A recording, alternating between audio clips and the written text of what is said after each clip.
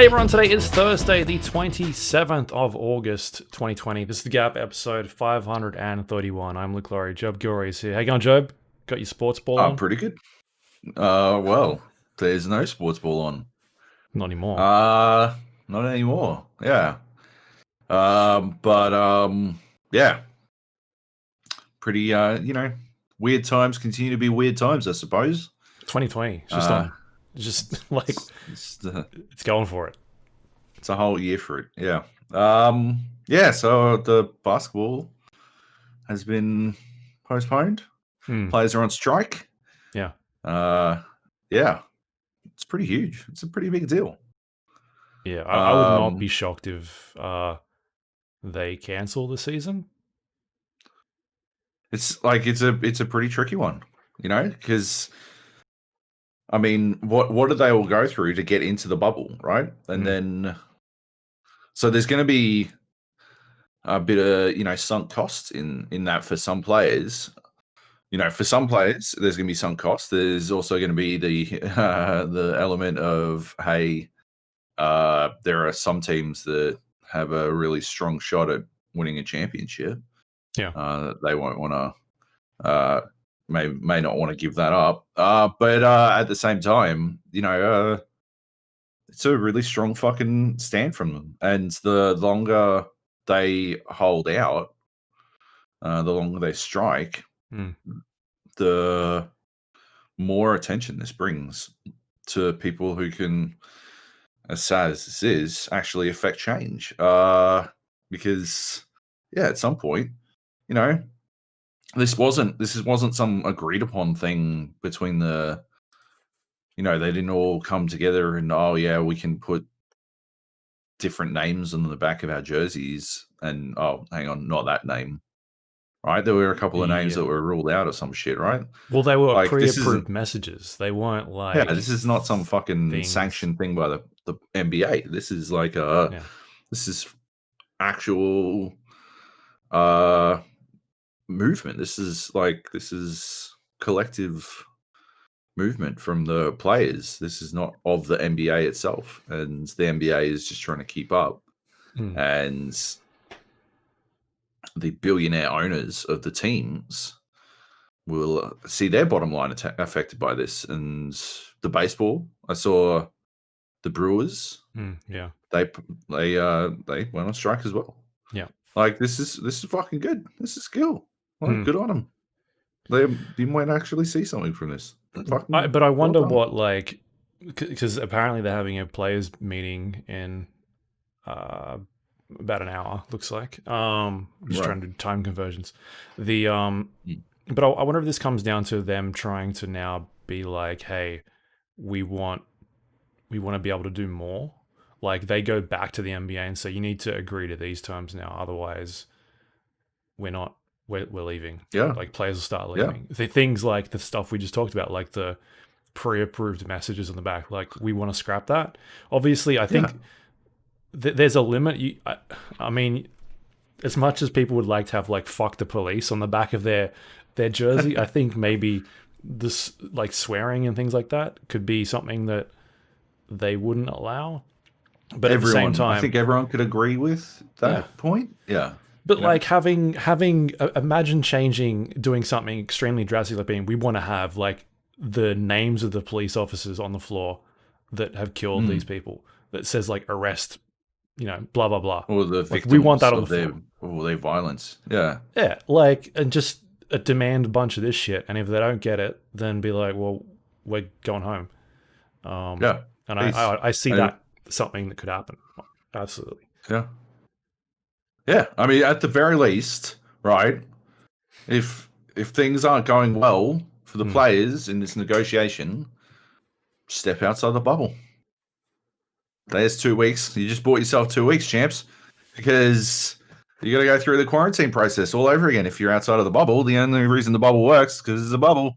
If you break the bubble. Yeah, and I guess technically they're not striking, are they? They just...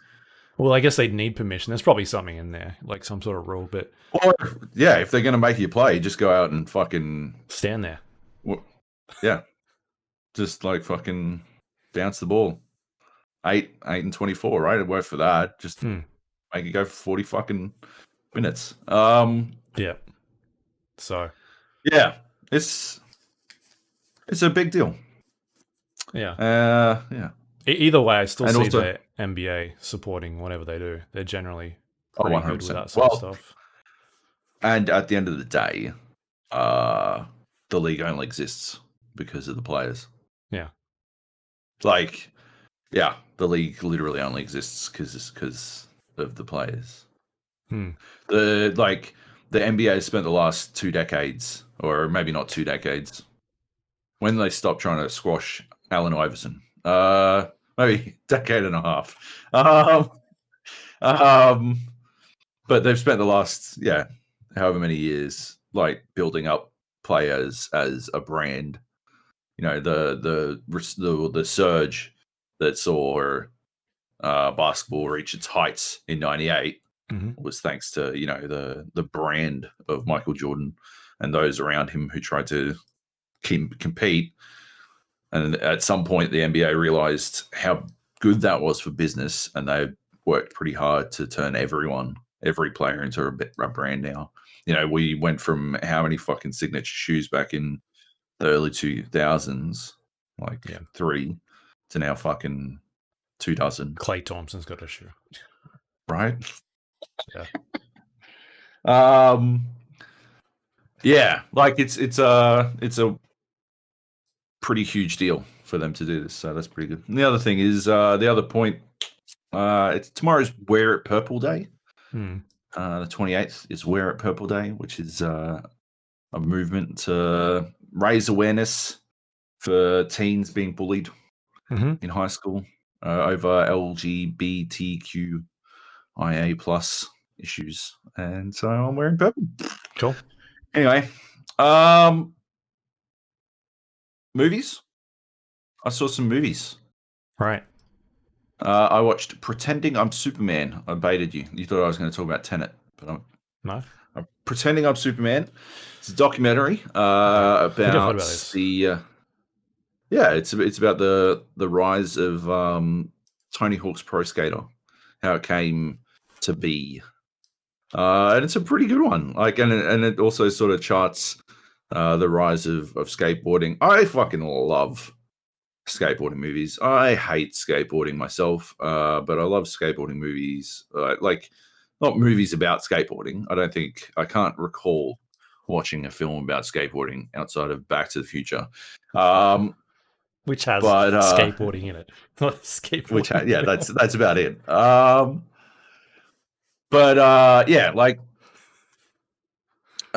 This like documentaries about it, I fucking love, because you just wind up with like,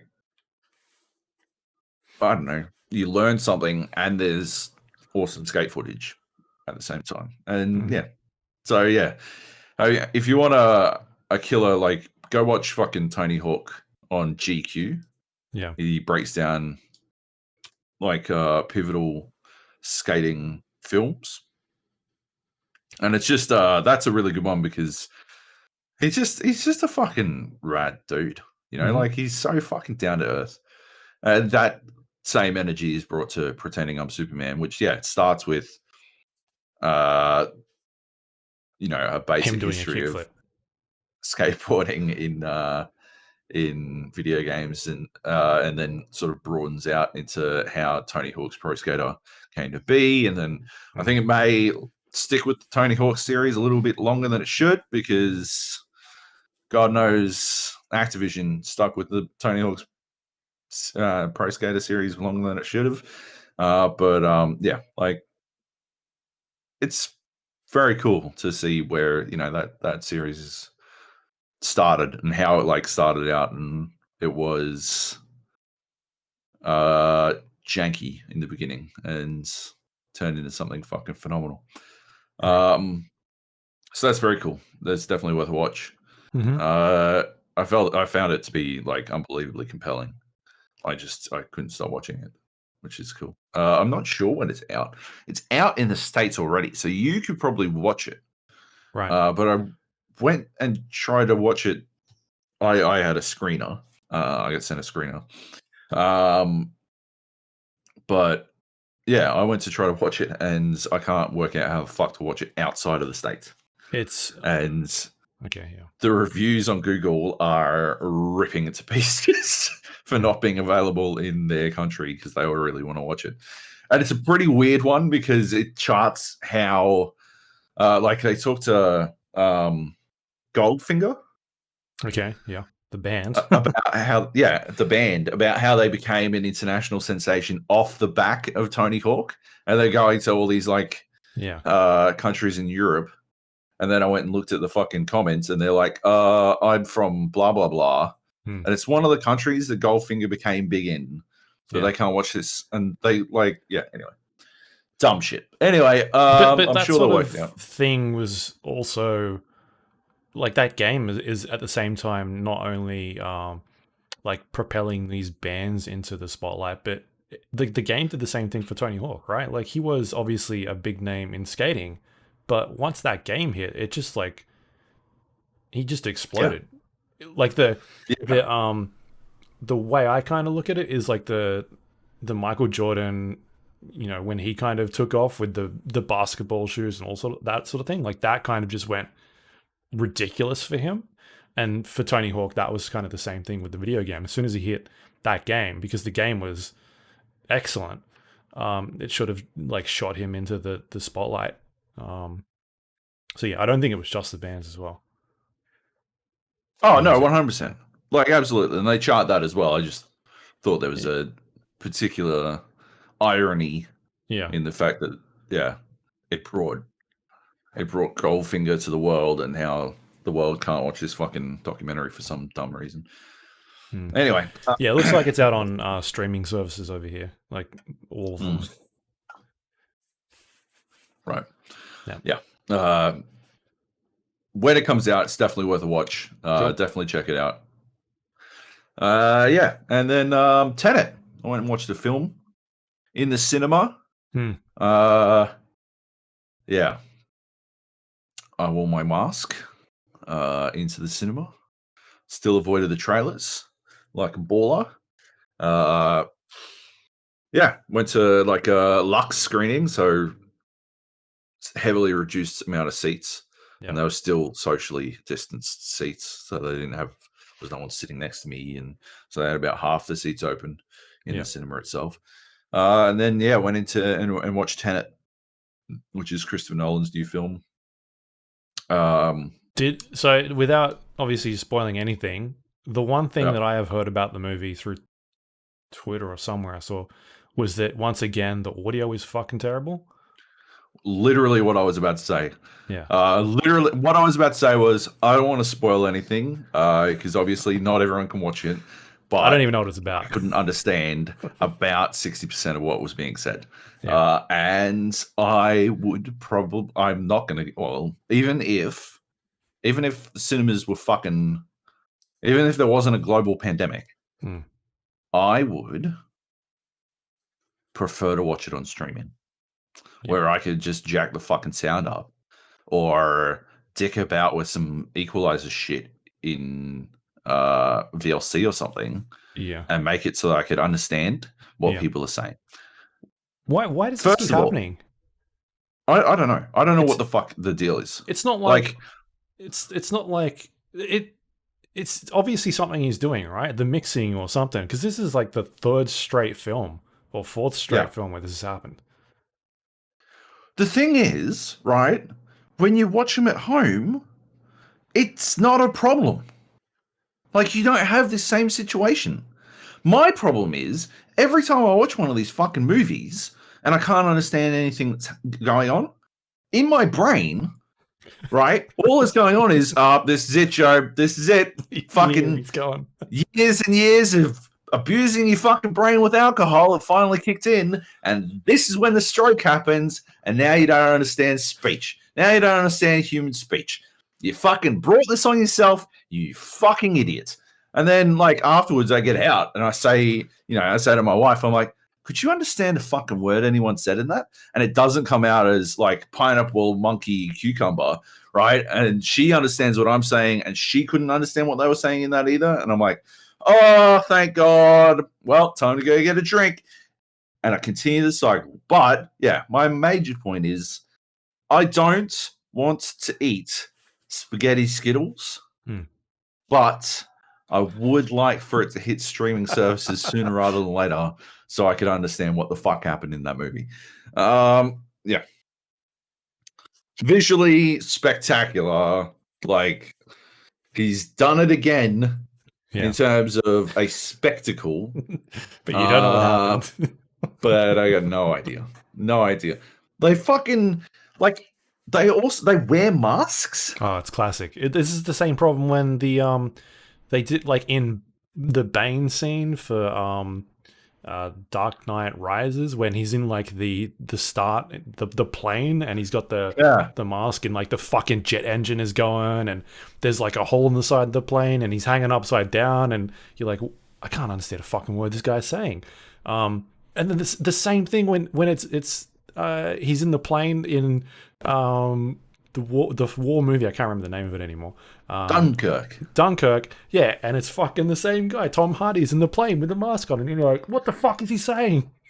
For me, Dunkirk is just a film that doesn't have dialogue. It's just like there's zero dialogue, and you just pick up that plane. That's a bad plane.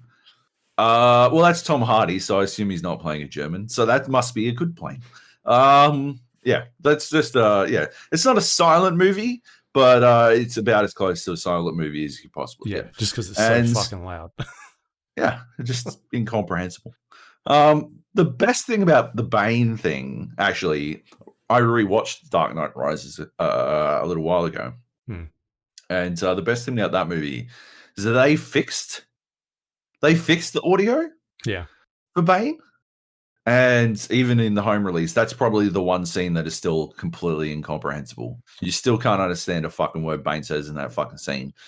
I don't know. I still don't know what he says. Because they people meme it. They're like, oh, for you or something. Like fucking, it seems like, I don't know, big or something. In the darkness. I don't know. Yeah, and I'm like, that if I'd read the script, I would probably understand this fucking meme. But I haven't, so I don't. Yeah. Wow. Anyway, Tenet. Watch it on streaming. I don't know. Like, it's definitely a movie that is like benefits, right? The fucking effects and all that stuff. It's awesome on a big screen, but can't hear it. What's the and it's. There's some shit happening. Yeah. There is some stuff going down, and it requires attention. And yeah, I know Nate didn't like it, and we got out after seeing it, and he was like, "So fucking X happened? How did that not affect B?" I'm like, to the best of my knowledge, B happened because of A, not X. It was entirely unrelated to X. He's like, that's not what I got at all. I'm like, man, your interpretation is as good as mine because I didn't understand a fucking word anyone said. So you heard 40% of the film. He heard 40% of the film. And even together, you didn't get the whole film. We're missing like fucking K through T or some shit. And we're like, I don't know. Anyway. Right. Yeah. Classic Chris Nolan forcing everyone to go to the cinema and still fucking it up somehow. All right. Yep. It is traditional Nolan move. Cool. Got a bunch of games here. Let's do it. We can talk about. Let's kick things off with a game called There Is No Game, Wrong Dimension. This was, as far as I'm aware, like a game jam game, or it was sort of birthed out of a game jam a while back.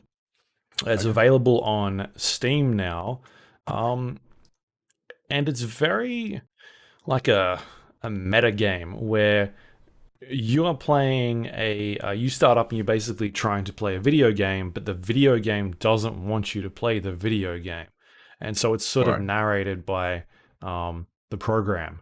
and you as the user are trying to get in there and play it. And so like you start up the actual game, and it's like new game options, and it's like quit. Here's the quit button, and like all the arrows are sort of like pointing to the quit button, and you press on like the new game is like, yeah, don't go here type thing. And so that's kind of how the game starts, and you get in there, and the it's telling you don't press the start button type thing, and it sort of just evolves from there, where you're talking, or this program is talking to you, is trying to get you not to play it. Bunch of weird shit happens, and it sort of just evolves from there. It reminds me a lot of the sort of like the games that we've talked about recently, where like Frog Fractions a little bit, where it's sort of it's a bunch of different weird things in one. And it plays around with the themes of video games a bunch as well. Like it's sort of on a like a adventure game sort of, where you're like pointing on things on the screen and clicking on them.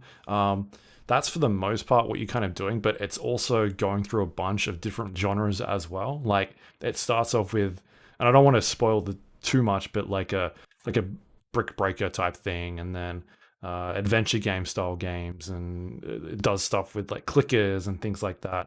And it's sort of commentating on different types of genres and how games have sort of evolved over the years and what they've done, but in a very clever way. Like it's an extremely clever game. The things it does in there are really cool. You'll be doing things like interacting with environments on the HUD, like the UI, and breaking the UI, like grabbing certain things within the environment, and like say there's like a screw or something that's on the UI, you can like undo that, and it makes parts of the UI fall down, and all of a sudden you can use that in the game to solve a puzzle. And that's pretty much what the game is all about. It's about you working with this program to work through this game system that's become corrupt, or it's got like a glitch in it, and the glitch is causing havoc, and you're going through all these different types of games and stuff like that. So yeah, it's very well done. It's doing some really interesting, cool things. Just like you kind of think about, I wonder if this will work, and you kind of do it, and usually it is something that works. There's a really good help system in there as well. So if you do get stuck at any point, you can kind of press the help button. It'll give you a hint of like, here are the things you can click on or interact with. And then if you want to go a bit further down, each thing that you're supposed to click on has like different tiers. So you can be like, I want to go further down this help system, and it'll kind of reveal the next step of what you're supposed to do. And so it's very forgiving in terms of like the difficulty, and sort of pointing the player in the right direction of what you're supposed to be doing, which is an element borrowed from like the point and click genre anyway. Like back in the day, you kind of just had to pixel hunt and try and figure things out, use objects with each other, and eventually you might get to the thing you're supposed to be getting to. And then as that genre has evolved, they started putting in the help system and allowing players to not have to look up guides as much. They can kind of just press that button, and it'll tell them sort of where they should be looking and what they should be doing, which is cool. So yeah, I've been digging it. I'm not finished the game yet. I'm about 4 chapters in. It looks like there's maybe 6 from the screen, from the menu system that it's got going there. I've played about 3 hours at this stage, so I'm guessing it's probably going to be like a 5-hour-ish game. But yeah, it's called There Is No Game, Wrong Dimension. It's available on Steam. It was, I think, $12 off the top of my head. It was $12, yep. And yeah, it's a lot of fun. It's got really positive reviews. And so if you kind of like those weird meta games that are like sort of crazy and weird, definitely go check that one out, because it's doing some really smart things, and it's very clever game. So there you go. Okay, cool. I don't think you've heard of this one. I definitely haven't, no. But I do love my meta games, and I love games that sort of comment on the nature of games. I'm sort of fucking a wanker like that. So I think the thing that might be a give it a punt. bit like that'll draw you away is the nature of it being very heavily like a point and click game still. Yeah. Like there's a lot of pixel hunting and clicking on things on the screen, as much as it is still like going through different types of genres. You are at the end of the day still clicking on objects on the screen and trying to find like what you're supposed to be interacting with and things like that. So yeah. Anyway, there is no Cool. game. What else we got here? Let me bring it up. Let's bundle these things around. Let's go with Windbound. What's Windbound? All right. Windbound is a game by 5 Live Studios, which is a Brisbane studio. They made Satellite Rain, which I kickstarted way back in the day.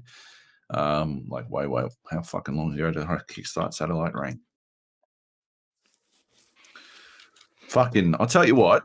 It takes me 18 attempts to spell satellite every single time I try to spell it. How many T's? Oh, fuck it. 16 T's, 45 L's. I don't fucking know. Satellite. Anyway.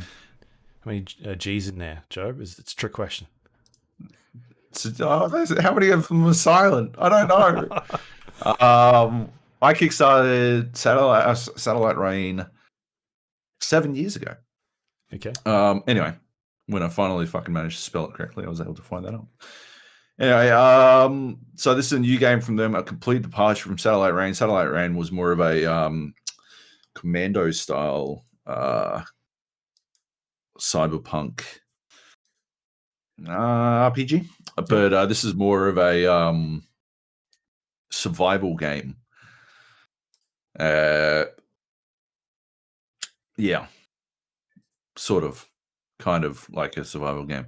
I'm going to be straight up. I do not like this game. I'm gutted to say this, but I do not like this game because obviously, you know, I kickstarted Satellite Rain.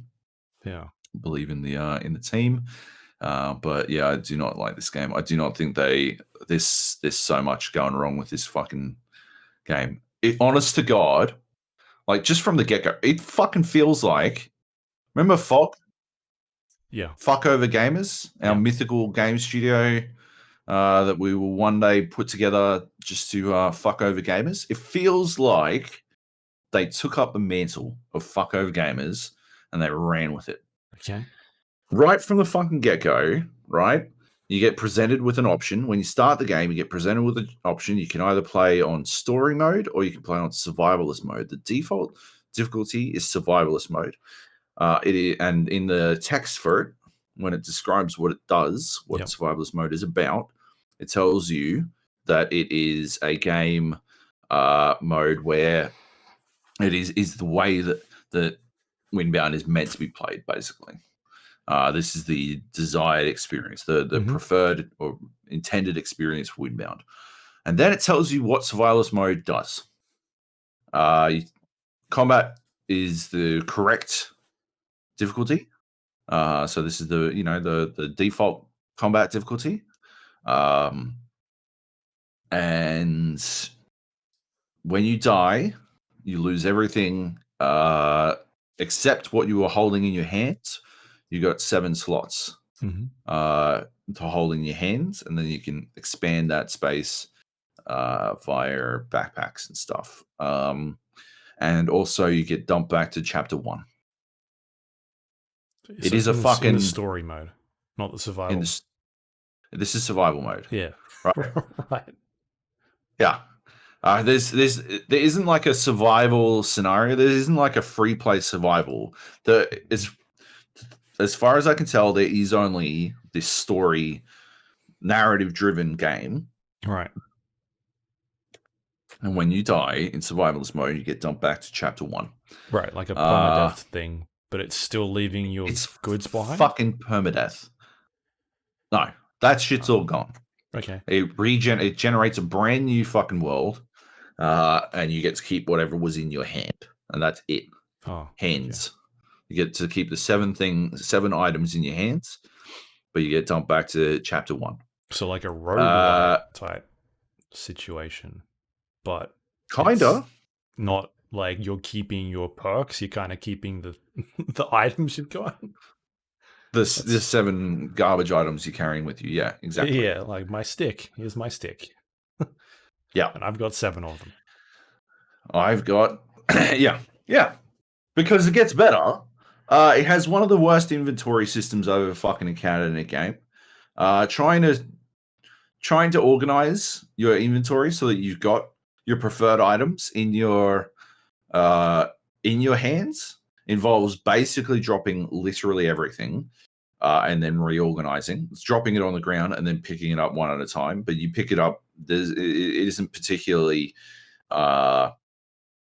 It's sort of like picking up fucking guns in Warzone, where you're like, if I move 1 pixel to the left, I'm gonna pick up this fucking this garbage fucking pistol, or and you're in a firefight and you run in, and you land from the fucking gulag fight, and you run in, and you grab whatever's on the ground, and it just so happens that you picked up a fucking Joker, and you're like, well, I'm gonna die because I can't shoot people with this in a hurry. Yeah, like it's like it all lands on itself, and you're trying to like fucking pick one thing or another, and you're like, this is fucking killing me. So yeah, I just didn't do it. My solution was to drop the game to story mode. After I died once. When I died once, I died. I died twice over the course of the game, once in story mode as well. But yeah, the first time I died was I actually pretty close to Warzone as well. I slipped off rocks. I was like jumping over some rocks and I slipped off them and fell, and I died. Mm. It was enough to kill me, and that put me back to the start of chapter 1. And I was like, cool. Well, if I'm playing this fucking game, I am dropping into story mode because I'm never being reset to chapter 1 again. I'll tell you what. And second of all, yeah, I'd lost everything that was in my backpack. I lost my backpack. Yeah, I basically just got reset to 0. The stuff I was carrying in my hands. So I didn't expect to die at the time. So I hadn't really sorted everything into what I should be carrying in my hands, or the basic shit that will allow me to build a fucking boat. Sorry, I haven't even explained this. It's a game about island hopping. It's like Raft, right? Where you build a fucking boat and you sail from island to island. That's like 90% of the fucking game is sailing from island to island. Anyway, I didn't have the stuff I needed to build a fucking boat, or not a boat that was anywhere near as good as what I had before. I'd chopped down wood, and I'd built a wood boat, but now I was reduced to just having sticks and ropes. So I just built a basic shitty canoe and started all over again. But yeah, had a fucking start from the get go, which soured me desperately on the game. The problem, like the thing that makes a fucking roguelike sort of work, right, is that there is still a sense of progression in death. Like the thing that makes Dark Souls work is the idea that you can maybe get back to where you were, get your stuff, right? There's the implicit challenge there. And then on top of that, there's the fact that getting back to where you were is challenging, no doubt. There's no question that it's challenging, but it's probably not that far away. Like at most, it'll be 5 minutes away, right? To get back to my boat, even when I died the second time literally as I was about to finish the game. I was on an island and there was a giant worm, or there was something burrowing underneath the ground. And I decided to see what it was exactly because I was interested. This sounds like your fault, not the game's. It does so far. So I ran over to go see what was happening, and it came up out of the ground and knocked me up. And then when the chick landed, she wasn't like she was stuck in like a rolling animation or like a falling, like she was in this animation where she was stuck falling on the ground, like over and over, and then the worm just fucking wormed me to death. While I was unable to do anything about it. So that was pretty good. But anyway, even to get back to that island, which didn't exist anymore, but the theoretical concept of that island took me 45 fucking minutes because I was reset. Like on story mode, I was only reset to the start of chapter 5, which is the last chapter. I only reset back to the start of chapter 5. I ostensibly finished chapter 5. All I had to do was leave the island with the giant worm and then go to the exit point for the chapter. There's like a giant altar at the end of every fucking chapter, but you have to unlock these 3 locations each time. Otherwise, the bridge to the altar won't unlock. All I had to do was actually go there. I'd unlocked the 3 keys. The last key was on the island with the worm. And all I had to do was like fucking leave and I would be finished the game. But I was reset. So I had to build a new boat. I had to go get food because, see, that was the other thing, right? That's the thing, right? You lose your boat. You still lose your boat even in story mode. And the way the game works, right? The best you can do, the most you can carry at any one time, as far as I can tell, I never saw anything more than this, but the most you can carry is 25 things, or 20. You've got 25 slots to play with, and 18 slot bags. The biggest you can carry. It significantly hampers your stamina recovery, but it doesn't fucking matter at the end of the day. Who fucking cares? Are they like stackable items as well? Yeah, they stack. They stack in weird numbers. Like some things stack in groups of 10, some in groups of 20. So that's cool. Some don't stack at all. There was a bug where items that were the maybe Planestalker horns, which is you kill a giant monster and you get these horns. And you can use them for specific things. Maybe they don't stack in groups of more than 2, but I had like 3 of them. They wouldn't stack, which is fucking awesome. Really like that. Yeah, you just sort of fucking, can't stack certain things, can stack some. You just wind up, dicking about in inventory all the fucking time. Like, oh, I desperately need food, but it turns out that, my bags are full. So I got to drop a bunch of shit so I can pick up the meat, so I can carry it to the fire, so I can put it on the fire. But I don't have all the items I need to build the fire. Okay, so I build the fire and blah, blah, blah, blah, blah. So what it does is it sort of trains you to solve these situations in different ways. So one of the things that you might want to do is you can build a fire on your boat. Right? Safe. I don't want to get into the logistics of building a fire on a wooden boat. It's not like you do anything to fireproof the wood that the boat is made out of, but you can do it. But the rub, the sticking point, is that each position on a boat can only hold one thing. So you can put a fire on your boat, but that means you can't put a basket to hold items, right? Or you can put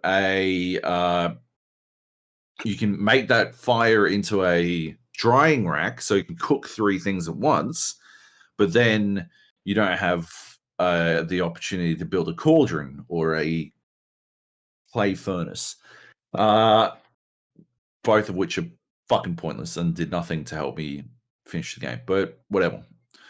Moving on. Once you realize this, you then build out your boat. Right, so you'll add an extra arm to your boat. You add, like, turn it into like a catamaran type thing where it's got like the fucking, it's 2 canoes connected by like some sticks, catamaran style. Right, and then so you can put like there's a bag rack. Right, you can build a fucking basket which holds 3 things, or you can build a bag rack which holds a bag, and then you build another 18 slot bag, and you put that on the bag rack, and then you can hold 18 slots, right? And then you wind up, you can build a platform on your boat, right? And you've got like a platform between two canoes on the outside, and you've got a sail in the middle, and you expand out on that. And each one of these things allows you to build one fucking thing on it, right? So you got your bag rack slot, and the challenge is that if any of this shit gets destroyed, you lose everything attached to it. So if the left-hand side gets destroyed, there goes your fire or your clay furnace. Or if the middle gets destroyed, there goes your basket or some shit, right? So to stop that from happening, you got to repair it. But the only way to tell if something is damaged or not, there appears to be two states, right? A canoe has two states. It's either unblemished, in which case it is at 100% health, or it is blemished. It is damaged, at which point it is anywhere below. So it could have 100% health, it could have 99% health. And so you wind up like every time you take some damage from something, you wind up in this situation where you have to like navigate to the repair option. And then you like sort of, oh, okay. So this boat, okay, this part of my boat has fucking, all right, it's still got 70%. Okay, and this one has, this has 3% left. It takes any damage, it's dead.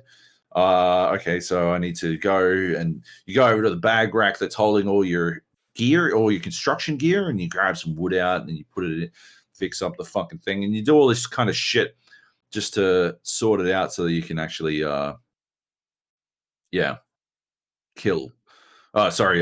float from place to place. But what happens is when you die and that boat disappears, all that shit is gone. Everything you used to make those boats, those fucking connected canoes, gone. Everything that those connected canoes were holding, gone.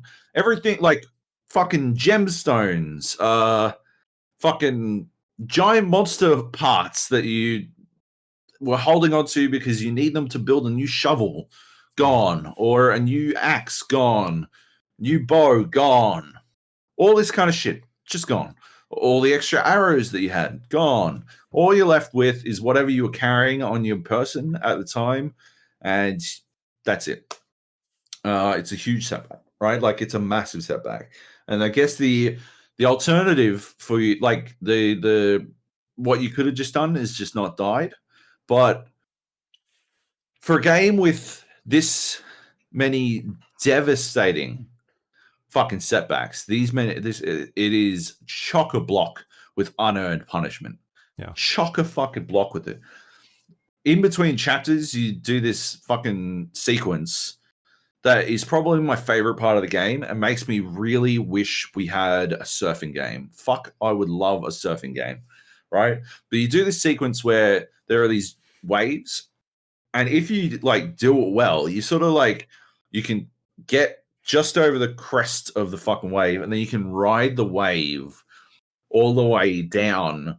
And like if you tilt yourself, you can like actually stay on the wave and use the wave's momentum for a lot longer than you would if you just went straight down. And there's an art to being able to stay on the wave, and it feels really cool. And it reminds me of the idea of what you might get out of a surfing game. What happened to me a couple of times is if you get too close to the bottom of the wave, the boat's nose catches in. I don't know if it's catching in on something or if it's just a physics glitch. It didn't look like it was catching in on anything in particular. And so it would fling you forward and then flip the boat upside down, and then the boat would sort of auto rights itself, which is very helpful. But each time, the chick, or not each time, but a couple of times, the chick was stuck in the boat. Like she was like, the bottom half of her body was below the boat, and the top half was above the boat, and she was just sort of stuck in it in this falling animation again, unable to do anything. And once the boat rights itself, it gets caught by a wave again. Like it starts on a run from a new wave, and then it just sort of flings while you're stuck, unable to do anything. It's sort of flung itself into a fucking rock and shattered, and a huge portion of the fucking boat shattered, and I lost everything that part of the boat was holding. Another huge setback. I didn't fucking. I don't see how that one was on me. Yeah. I don't see how my initial death from fall damage from sliding off a fucking rock I thought I could climb up. I don't see how that was on me. I don't see how being stuck in a falling animation while being murdered by a fucking giant worm. I don't see how that was on me. Like, this is the problem that this game has. Like, I don't think it always sucks to rail against the game for bugs, but the bugs hurt so fucking much here. Like, they're devastating. And like having to try to come back from these bugs is just, it feels like too much. And the problem is the fucking permadeath system. Like, if the game wasn't built the way it was, if it wasn't built around this insane permadeath, then this wouldn't be a problem.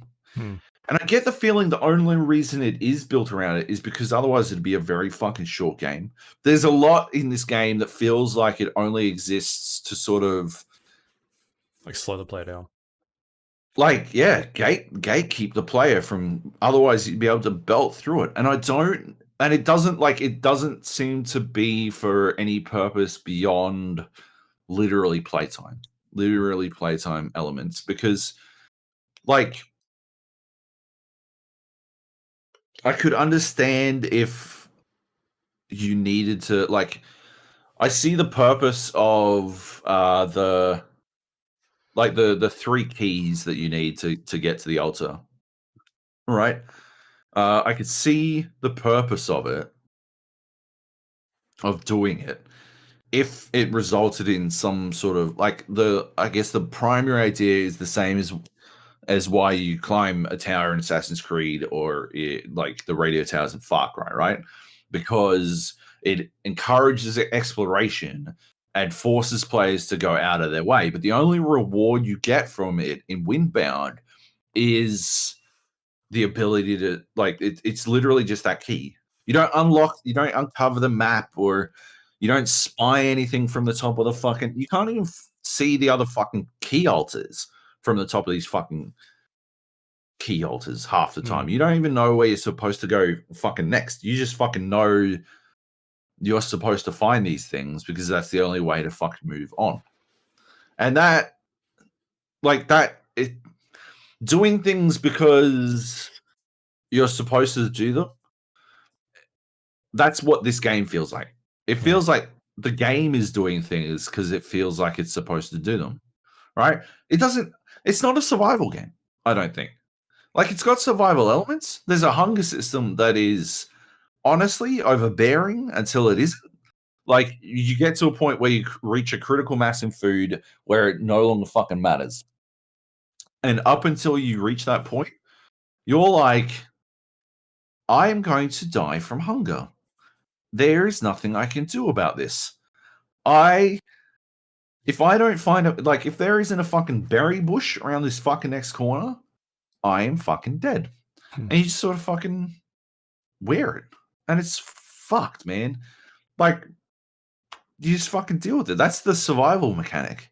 Yeah. Or I build a boat. I build my boat because the boat, like, by the end of when I died in chapter 5, right, when I rebuilt my boat, I didn't put a sail on it. Sailing is, I think, one of the key features for this game. I didn't put a sail on my boat. I just fucking rode places. Because, right, sailing is supposed to be, I guess, like, automation, right? At some point in every survival game, well, not every, but in a lot of survival games, you're supposed to reach this point of automation that I think demonstrates a level of mastery over the game, right? You reach it, like in Subnautica, once you've built out your undersea lab and it's got fucking plant life and a fish tank, and you can always get all the bladder fish you want from your fish tank, and like that's a never-ending like replenishment of food or oxygen or whatever the fuck. And so your base becomes this element, this thing that exists that is a safe haven first, and secondly, a source of like demonstrating your ability to overcome the challenges present, and then from that point, you are then ready to take on the bigger challenges, the leviathans and stuff. That's Subnautica has to provide, or the forest. Once you've got your fucking, you've got your garden up and running, and it's growing stuff, and you've got your terrifying, cannibalistic monuments to Luke and Heath's terror, and stuck up all around your fenced fort and all this kind of shit. Like, you're like, okay, that's it, right? Like, I can always go back to my fort and get what I need. Or Satisfactory, right? Satisfactory is entirely that automation loop. Like, the entire reason Satisfactory exists is because people find a lot of value in the automation loop itself. But and I think that sailing is supposed to represent that automation, because once you unlock sailing in Windbound, you no longer have to hold the R trigger to move forward. You just manage the sails. But managing the sails in Windbound is so much more tedious than holding the fucking R trigger that it just winds up not being fucking worth it. So when I had to rebuild my fucking boat in chapter 5, I just didn't put a fucking sail on. I opted out of the automation system because I could just point my fucking boat in the right direction and hold R trigger and then play fucking Idle Slayer on my fucking phone while holding R trigger. That's it. That's not good. That's not good in a fucking survival game. It misses a key fucking portion of that loop.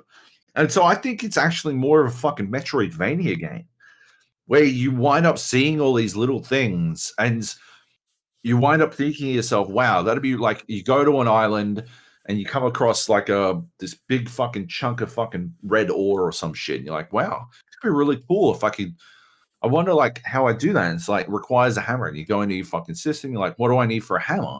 Right. And so, I need a Gorehorn crest and some garbage that I have dozens of. I got to go find a Gorehorn. You go and find a Gorehorn, you kill the fucking Gorehorn, you make the fucking hammer, right? And now you can go and do that quest. You can go and do that thing. You can go and hammer that fucking object. But then you have to like mentally overcome the fact that to do that, you'd have to sail all the way back to wherever the fuck that fucking thing was. And the map it's not like you can mark down fucking, I saw a thing here or some shit.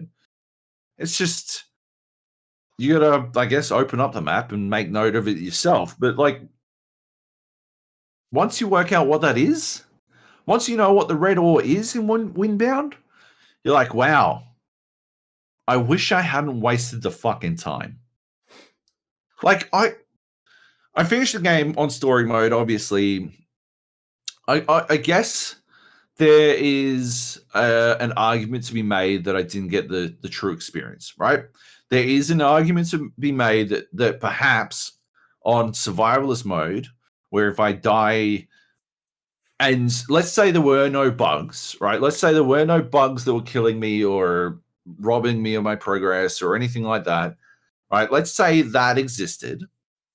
Would survivalist mode have provided me with an opportunity to, like, would I have wanted to pursue these things? Would I have wanted to get all of this stuff out of the game? I don't think so. I think I could play that entire game and I could probably do it without killing anything. I can't think of anything that I particularly require with like that outside of hunger management. I don't think there is a need necessarily to kill anything. And you could probably, apart from the fact that like your dumb fucking food degrades at a speed that is honestly phenomenal. Yeah, I don't think you would necessarily need to kill anything. You probably dodge all that shit. And so, if you're killing a gorehorn to build a shovel, to build a hammer, to hammer an ore that gets you a gem, that gives you the opportunity to make a bow that kills things faster, if you opt out of the combat sequence in that game, like, what did any of that achieve then? Why did you do any of that? Right? Except for outside of sating some curiosity, why did you do anything of that? And I wonder if it is a game where you're supposed to attack things. I honestly do. I reached the end and it just sort of ended. And I don't know, I think I got the good ending. I was reunited with my people. I mean, it's a bit. I also, I don't want to get all fucking woke or whatever the fuck, right? But I did find it pretty weird that it's being described as Moana meets Breath of the Wild. That's how Polygon described it, which I think is just misses the point of both of those games, or didn't really understand Windbound, one or the other. But like, I don't know, why are you a white chick? Why is this island hopping, seabound race of people in this clearly tropical climate? What's going on there? I don't understand. That's pretty fucking weird. Like, there are so many fucking options, so many choices that have been made in this game that I just desperately question. And I just don't understand. Do you think they've kind of, I don't know, sort of like been hampered by a lot of survival games coming out on like an early access platform, and then this one being like, oh, well, we're just going to release it? Because this isn't out on early access, it's just kind of releasing, right? They haven't had people testing it and playing it and all that sort of stuff. You don't really see that from those types of games. They're generally out there for years and years and years, and people are playing them, and they're tweaking things, and it sounds like they just didn't get that experience from this. I agree. It seems to me like maybe they got this experience from the publisher. They partnered with Coke Media. How the fuck you say it? Deep Silver, I think. Deep Silver are the publishers, rather. And it seems like perhaps, like, there are a lot of things that I'm like, who suggested this? Because this doesn't seem like it was like the altar keys, right? Like, pointlessly gating players for no reward other than to slow down their progression. That doesn't seem like something that they would bake into the game from the get-go. I don't know. It seems like something that someone said, hey, someone could theoretically finish your game in fucking 3 hours, or maybe fucking even 2 hours if you were belting fast enough, if you got lucky with the wind. That's before the Steam, that's earlier than the Steam refund. You might want to fucking slow people down. Like, it seems like it's like the advice that has come to it, like the elements. Yeah, there's just this conflicting set of ideas that just don't gel well. They don't work together well.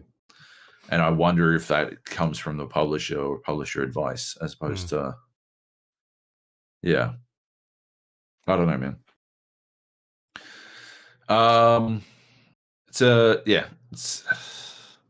I wouldn't recommend it. It is unbelievable. Like, it's fucking $50 or something.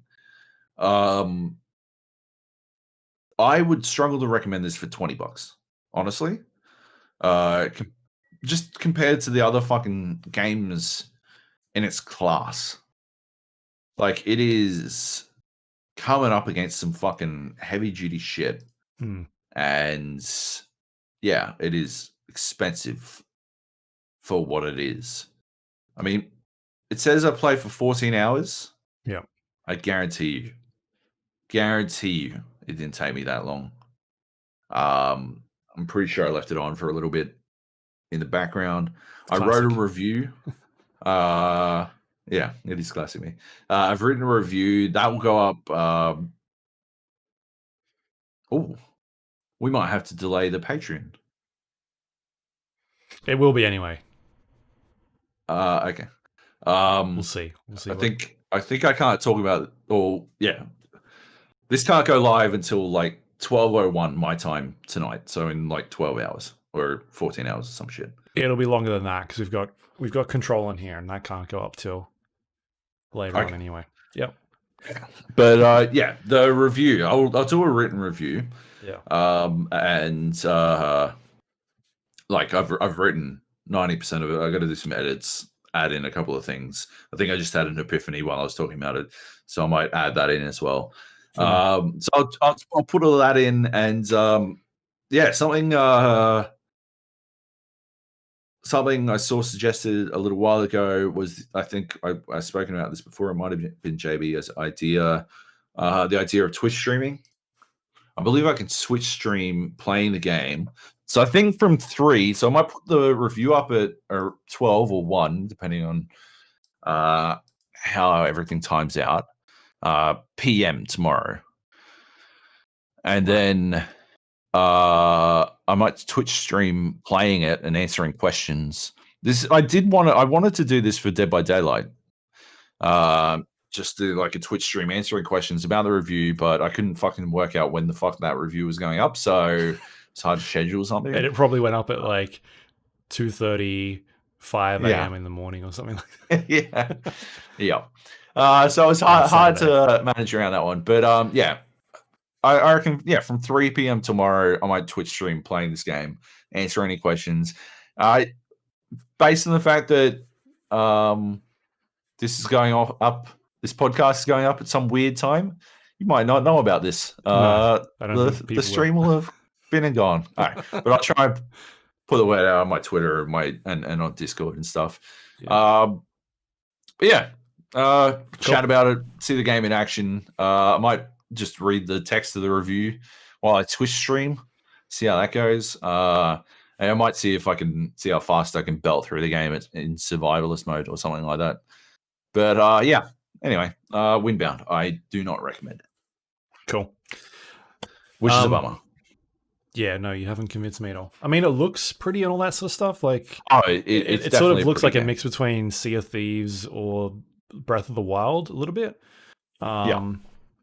But yeah, the gameplay sounds horrendous. So, yeah. All right. Okay. Next up, we've got a game called Due Process. This is a shooter, right? This is a shooter, yes. Yeah, this was announced fucking ages ago.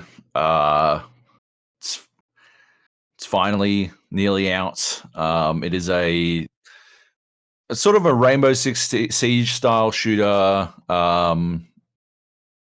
It started out its life with a very like lo-fi art style. Like it was legit just fucking blank models versus blank models.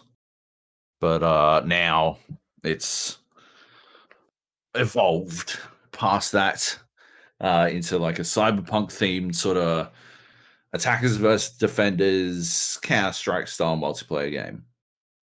And the twist is at the start of every round, there's a phase. There's like a 30-second long phase where you can like draw on the map and talk to your teammates about what you want to do to either breach in and disarm the bomb, plant the bomb. I'm not sure.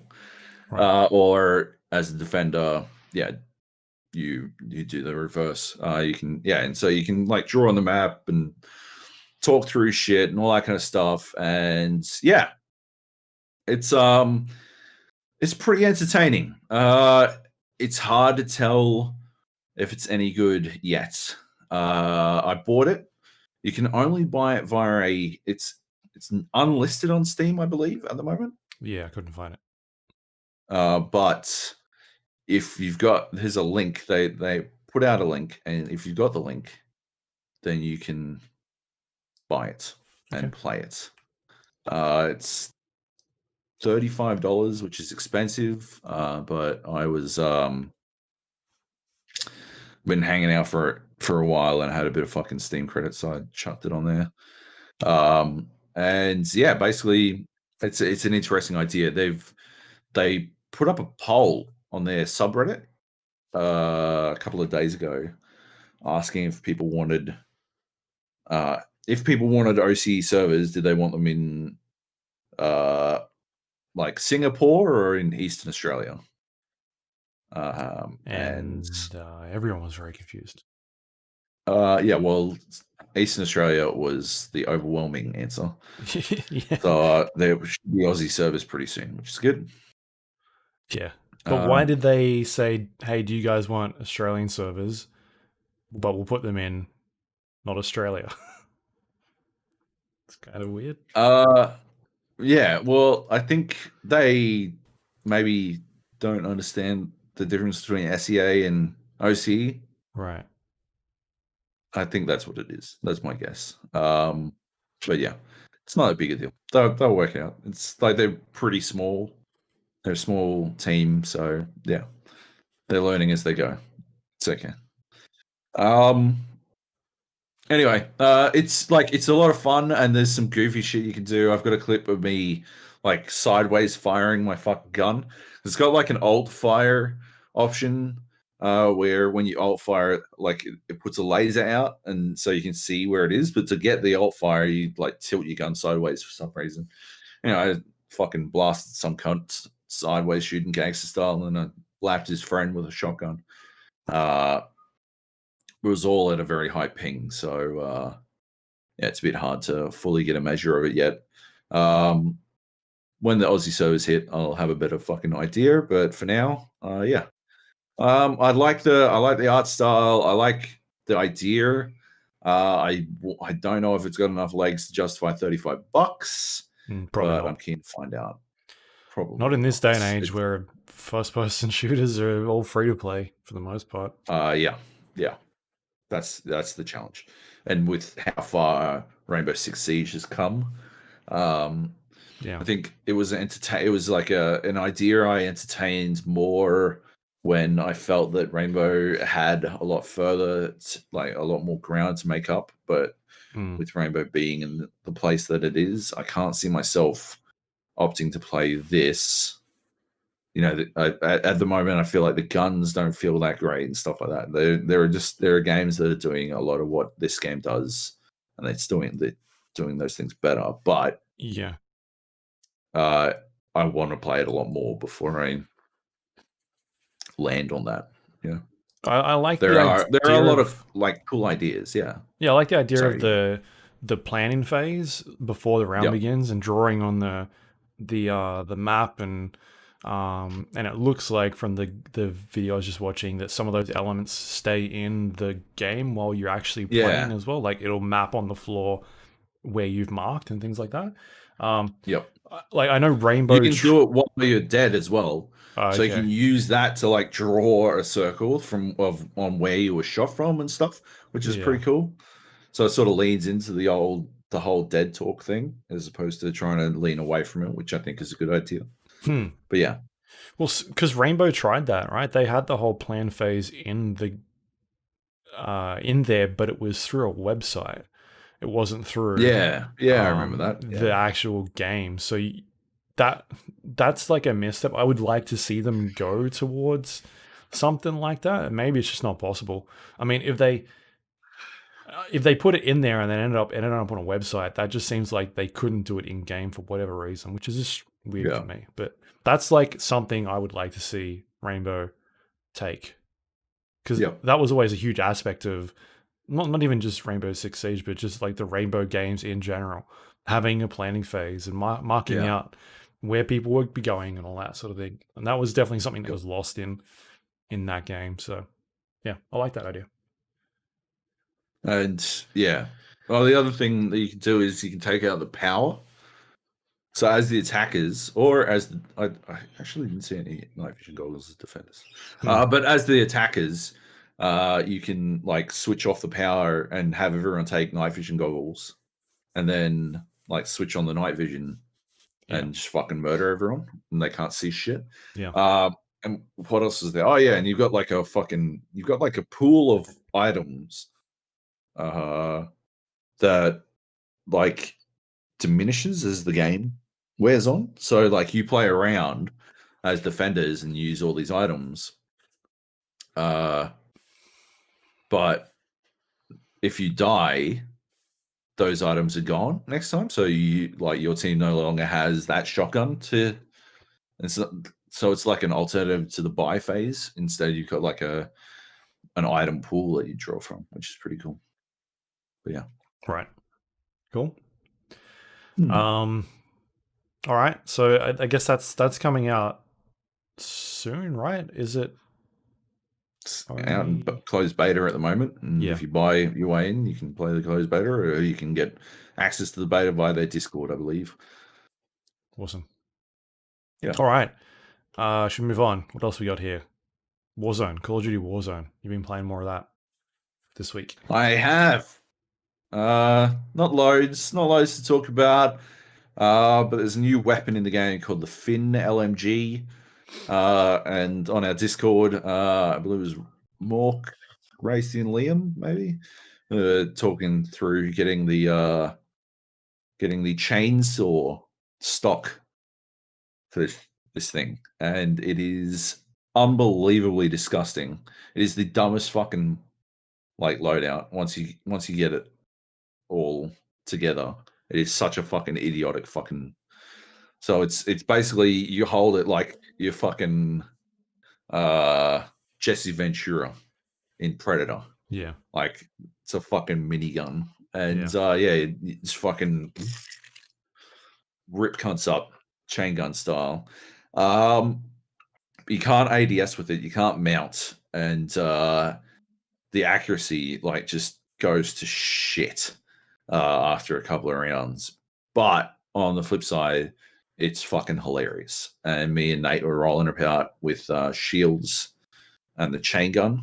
Well, I had the chain gun. I think he's got like the what's the vector called in Warzone? It's like called something else. The Fennec. Right. He had the Fennec. I had the Fin.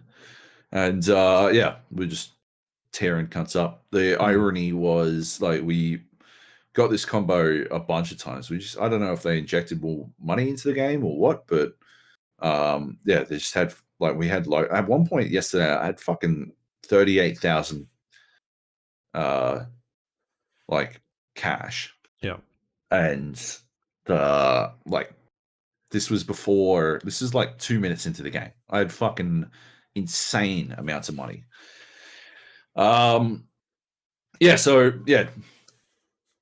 Buying like multiple loadouts and just gearing up. And the irony was like for the first like 4 times we attempted to do anything with it,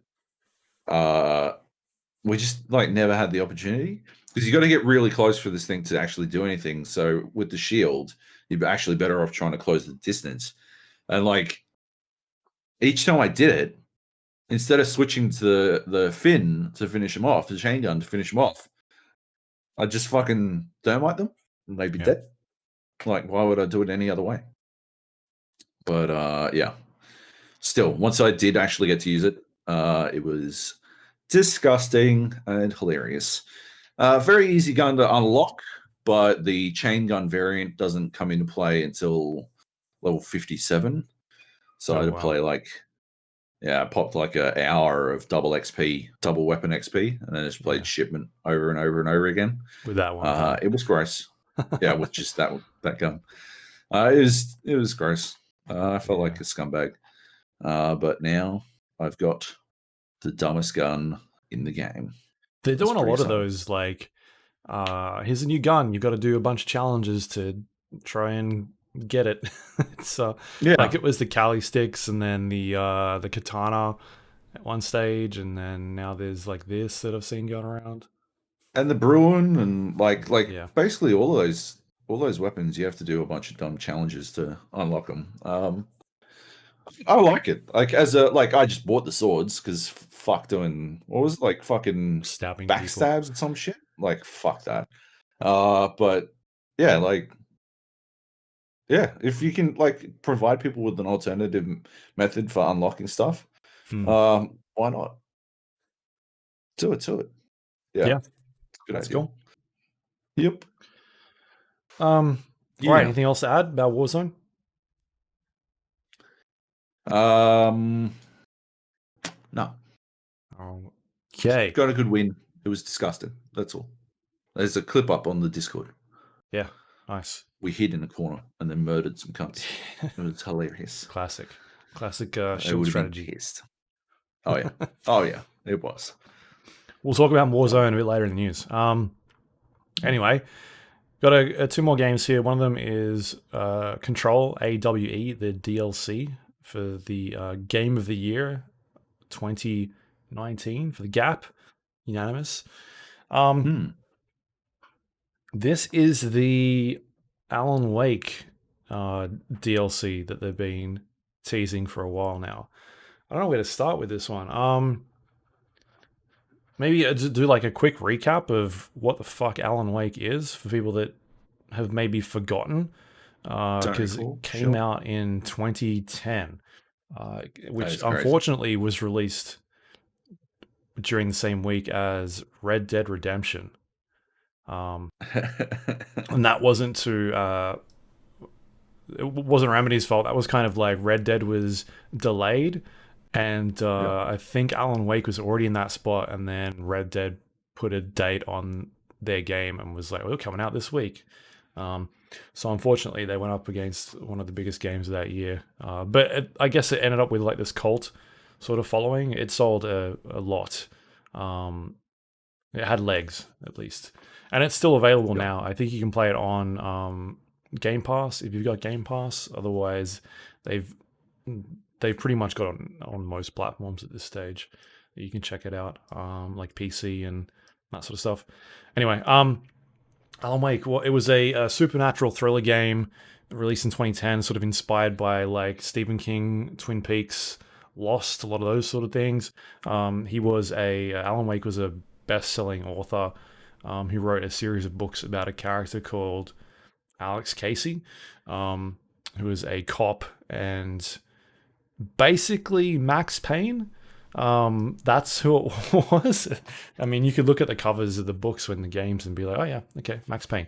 But he was called Alex Casey, and he ended up having writer's block, and him and his wife Alice go to a town in Bright Falls to try and clear that writer's block, and they end up staying at a place called Cauldron Lake, and there is this island in the middle of Cauldron Lake with a lodge on it. And so they go there, that's where they're staying, and some weird stuff happens, and Alan's wife goes missing. He can hear her calling out, and she kind of just disappears. Alan is attacked by something. He ends up getting like blacked out, and a week goes by after he wakes up, and he doesn't really know what's going on. He goes back to town. He's talking to a bunch of people, and then they basically think he's like sort of crazy because there's no cabin in that lake. It's just kind of there's not even an island type thing. So the story progresses, and he ends up meeting a character called Dr. Hartman, who is running this lodge, which is kind of like a mental institute for artists. So people like Alan or musicians and writers and stuff like that. And he basically is like explaining that his wife, Alan, your wife has died. You're making all this sort of stuff up. He ends up escaping that institute, and this supernatural dark presence ends up taking over the town of Bright Falls. And so that's kind of like the setup of the game. And so throughout the game, Alan is finding these manuscript pages that he has apparently written, and it's sort of foretelling the events that are taking place during the game. So he's somehow writing the things that are coming true around him.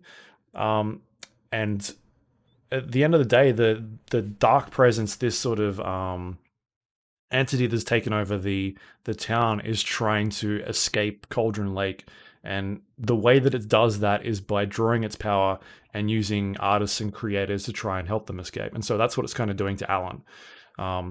And long story short, he ends up defeating the big bad in the game by using this clicker, which is like a light switch device. And it ends up killing this thing, but he gets trapped in the dark place of the middle of the Cauldron Lake. And the end of the game is like him behind a typewriter in this trapped place, and Alice is out in the world and calling for him. And so that's kind of the end of Alan Wake at that stage. The DLC of the game dives into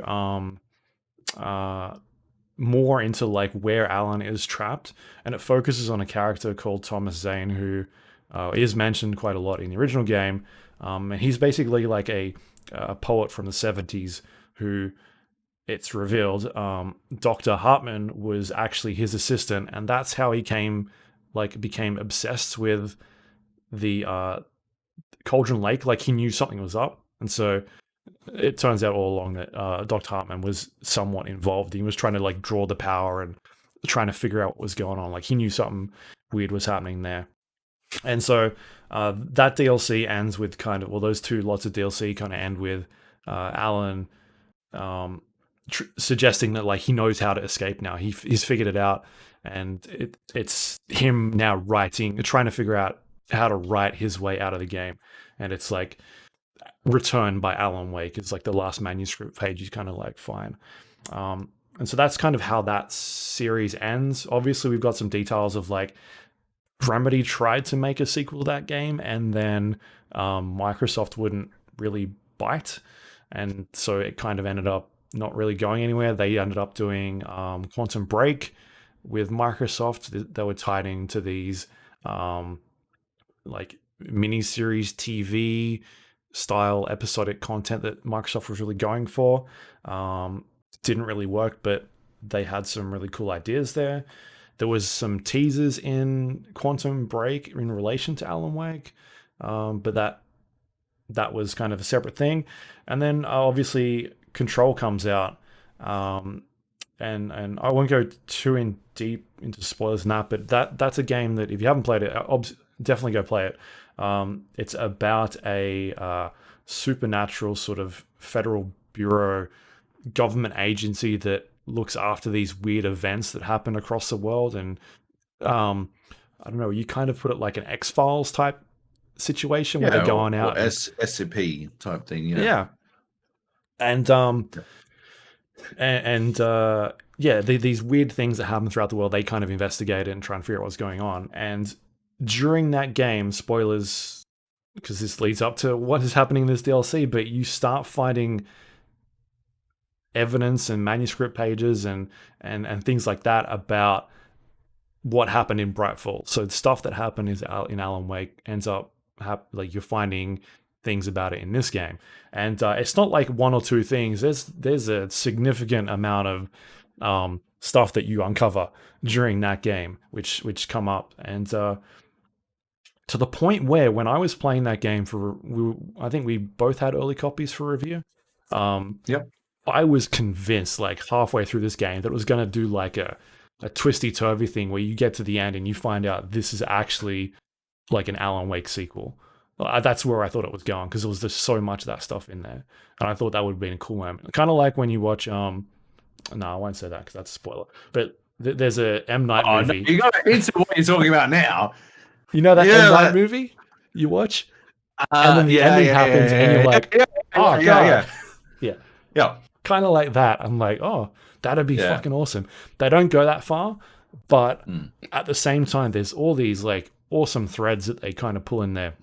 And so then they started teasing this AWE expansion, and they had like in the middle of the letter, Alan Wake standing there with his flashlight, and people fucking lost their mind. And so since then, Remedy's come out and said that their games are connected in some way. They're in the Remedy connected universe. There are references to like Max Payne in Control and Alan Wake, and well, I guess Alex Casey's kind of like Max Payne in that world. But there's references to Quantum Break stuff. Like all of their games have these little loose threads, and it's at this point where they're like, all right, they're actually connected in something that's something more than just like references. They're not Easter eggs. There's something going on here.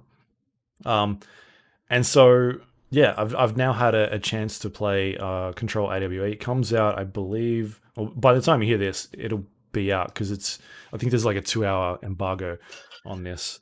But it sort of kicks off with the events after Control. You're still in the oldest house, and almost immediately you find you get a message from Alan Wake through the hotline, and it's him at the typewriter basically describing what Jesse is doing at that moment, which is walking towards an elevator, and it's him saying like, you know, there's now she finds a button that was in the elevator that wasn't there anymore, and it's weird because she hasn't seen it before, and that's kind of where that game kicks off. Like it goes straight into it, and so you are exploring a new place in the oldest house called the investigation sector, and from here, that's where like you are basically playing.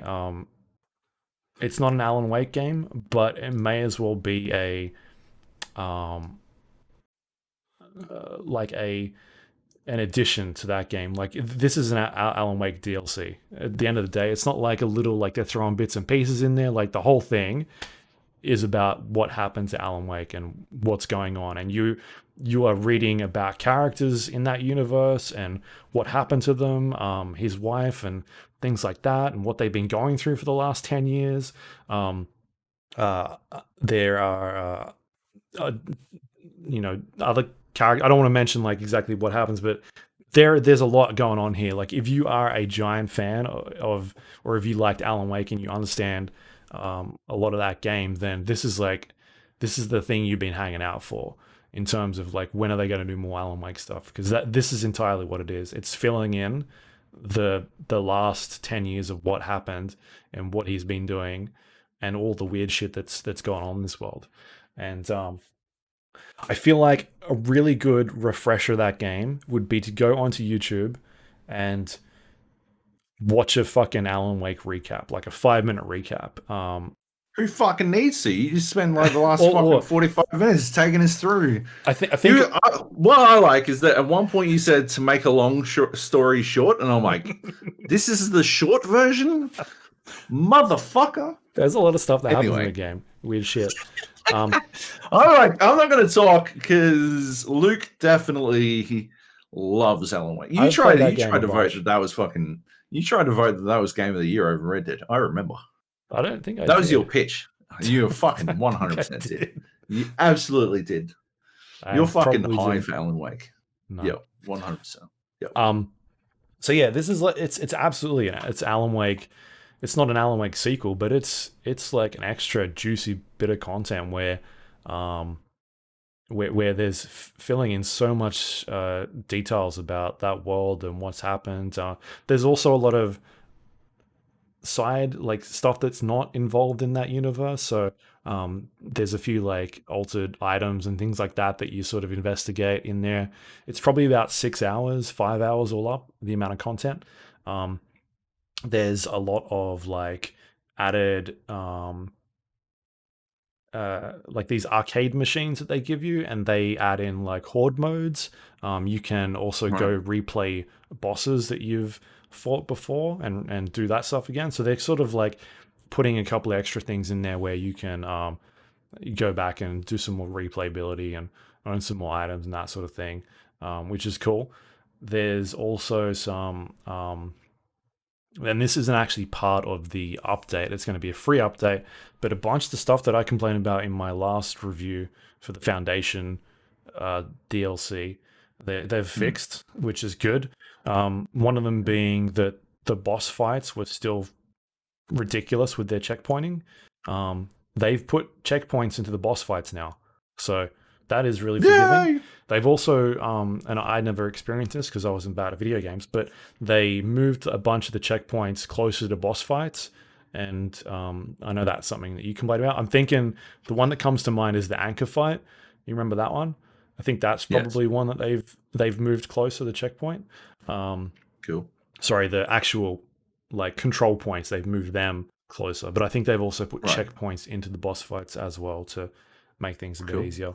There's a bunch of new accessibility features in the game as well. You can sort of make changes to how much damage you deal and take, so making things a bit easier for some people that find that game a bit tough because it never had any like difficulty options. You couldn't just set it to like easy. There was just you play it the one way.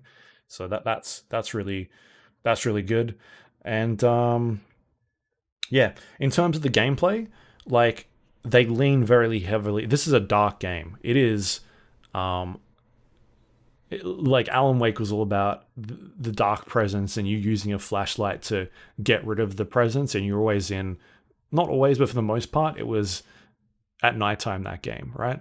And this very much feels like a continuation of a lot of those elements of you're in the oldest house in this section of the building that has been reopened, but it's dark. There's lights out. You've got to be carrying the you got to use your abilities to carry like a flashlight, for instance.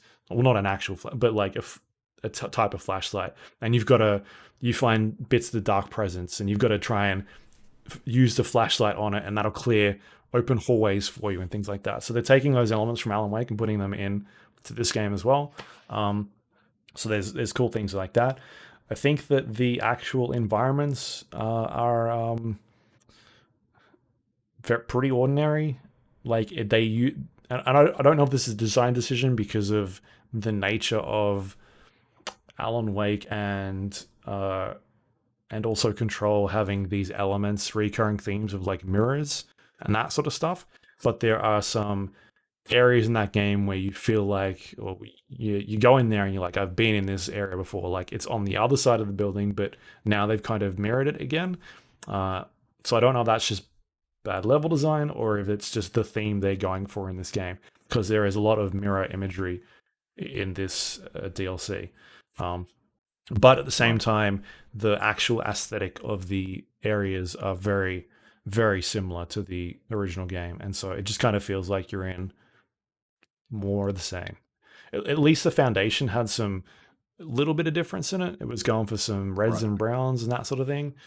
This is kind of just like, feels like another section of the oldest house. Like it's more of that sort of stuff. It's not really showing me anything new that I haven't seen before, which is a bit disappointing.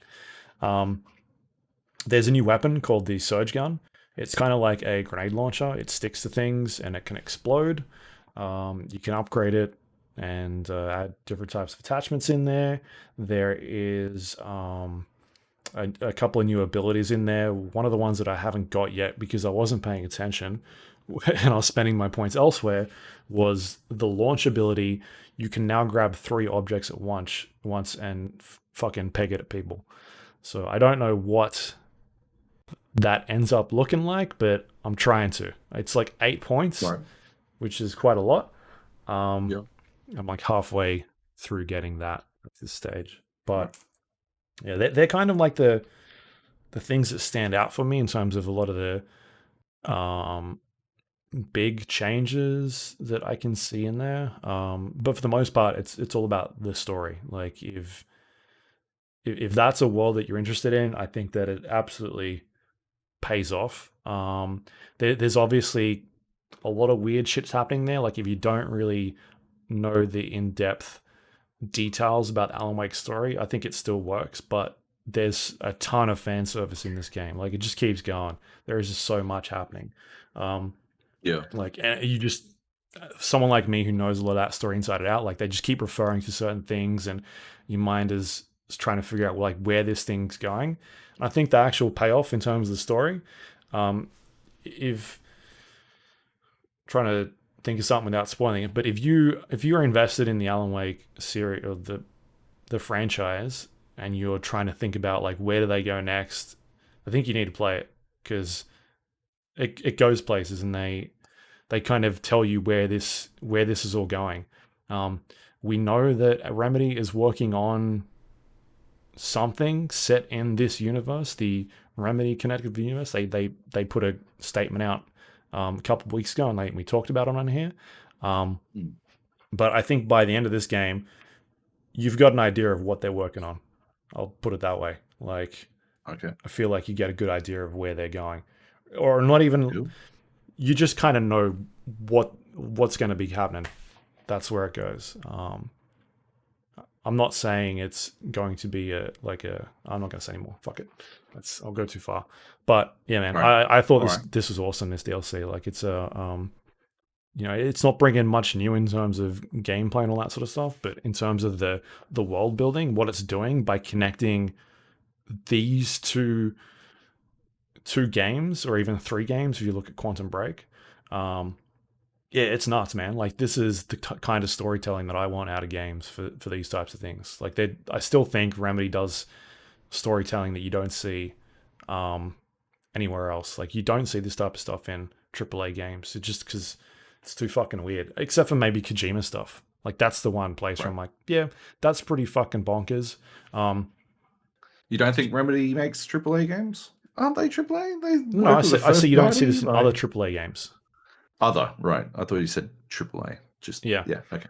And then there's like, it kind of answers questions about like all of their games. It does a lot of Alan Wake stuff. It does a lot of the ARG stuff that I talked about, which they released in 2012. The what was it? Something in the Woods. Let me try and think about it. Go on blank. Anyway, they did like a ARG in 2012. I vaguely remember. Yeah, which talked about weird events that were coming out of that was potentially tied to like an Alan Wake 2, which never really went anywhere. But it's referenced in stuff like Quantum Break, and it's referenced in Control, and again, there's stuff in here that is tied to that. So they're definitely grabbing all of their previous products, except for Max Payne, because they don't own that anymore, but they still toy with that a little bit. And it's in, they do stuff in here a little bit, but it's more or less, this is an Alan Wake, wrapping up that universe and bringing it to today, and sort of being like, all right, well, here's what we're doing with it, and here's what we're probably going to do next. So I think it's awesome. Like, my brain was kind of just melting after I'd finished it last night for a couple of hours, just being like, fuck, like, now what does this mean? What does that mean? And like, I was going through video footage, like freeze framing things and looking at that sort of stuff, because I just dig all that sort of thing, trying to figure out. So I'm really interested to see what the community thinks, and then like what a lot of their theories are in terms of that game, because a lot of that game is like, you finish it, and I remember when I finished Control, just like talking to people and like, what the fuck do you think this means, or that means? The same thing happened with the Foundation. When I finished that, I'd messaging people, asking them their opinion, like, what's your theory on this and where this is going. Yeah, I just think it's really interesting, engaging writing that is just done so well. Did you uncover an Easter egg that No. the devs expected to require weeks to unveil? No, that we found and finished that you found before the game was released. I looked. There was one thing that I did find that I don't know what it is yet. And it could be nothing, but I do think it is something. So I'll leave it at that. But cool. I haven't jumped back into checking it out, because I have to write a review at this stage, and I don't have a lot of time to do that. So fair enough. But I've finished, as far as I can tell, I finished all of it.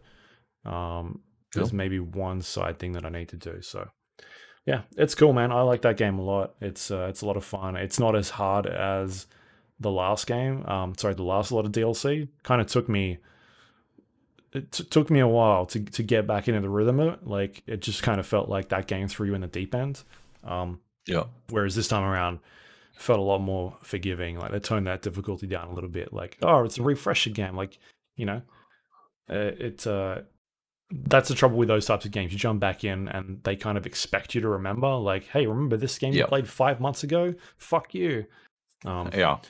So that's yeah, it's good. It felt good. I really enjoyed this a lot. Like it's got me super excited for what they do next. Because it seems like they're working on a couple games, and that like shooter that they're working on, that Korean shooter, some smaller team stuff, and then maybe like 2 AAA games. I feel like I read, but yeah, it's cool, really good. It's called AWE. It'll be out by the time you hear this, and if you haven't played Control, definitely check that out. Yeah. And if you haven't played Alan Wake, then yeah, probably either go check it out on Games Pass or Steam or something like that. Just wind back the tape. Yeah, like 20 minutes to when Luke started recounting every single fucking detail of not a lot. Alan Wake, beat by beat. There's stuff I missed, second by second.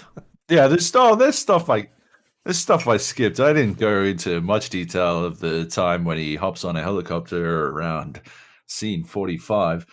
I tried to touch on things that were relevant to what they're doing in this lot of DLC. Yep. Yeah, but it's really good. I dug it a lot. It's awesome. So check that out.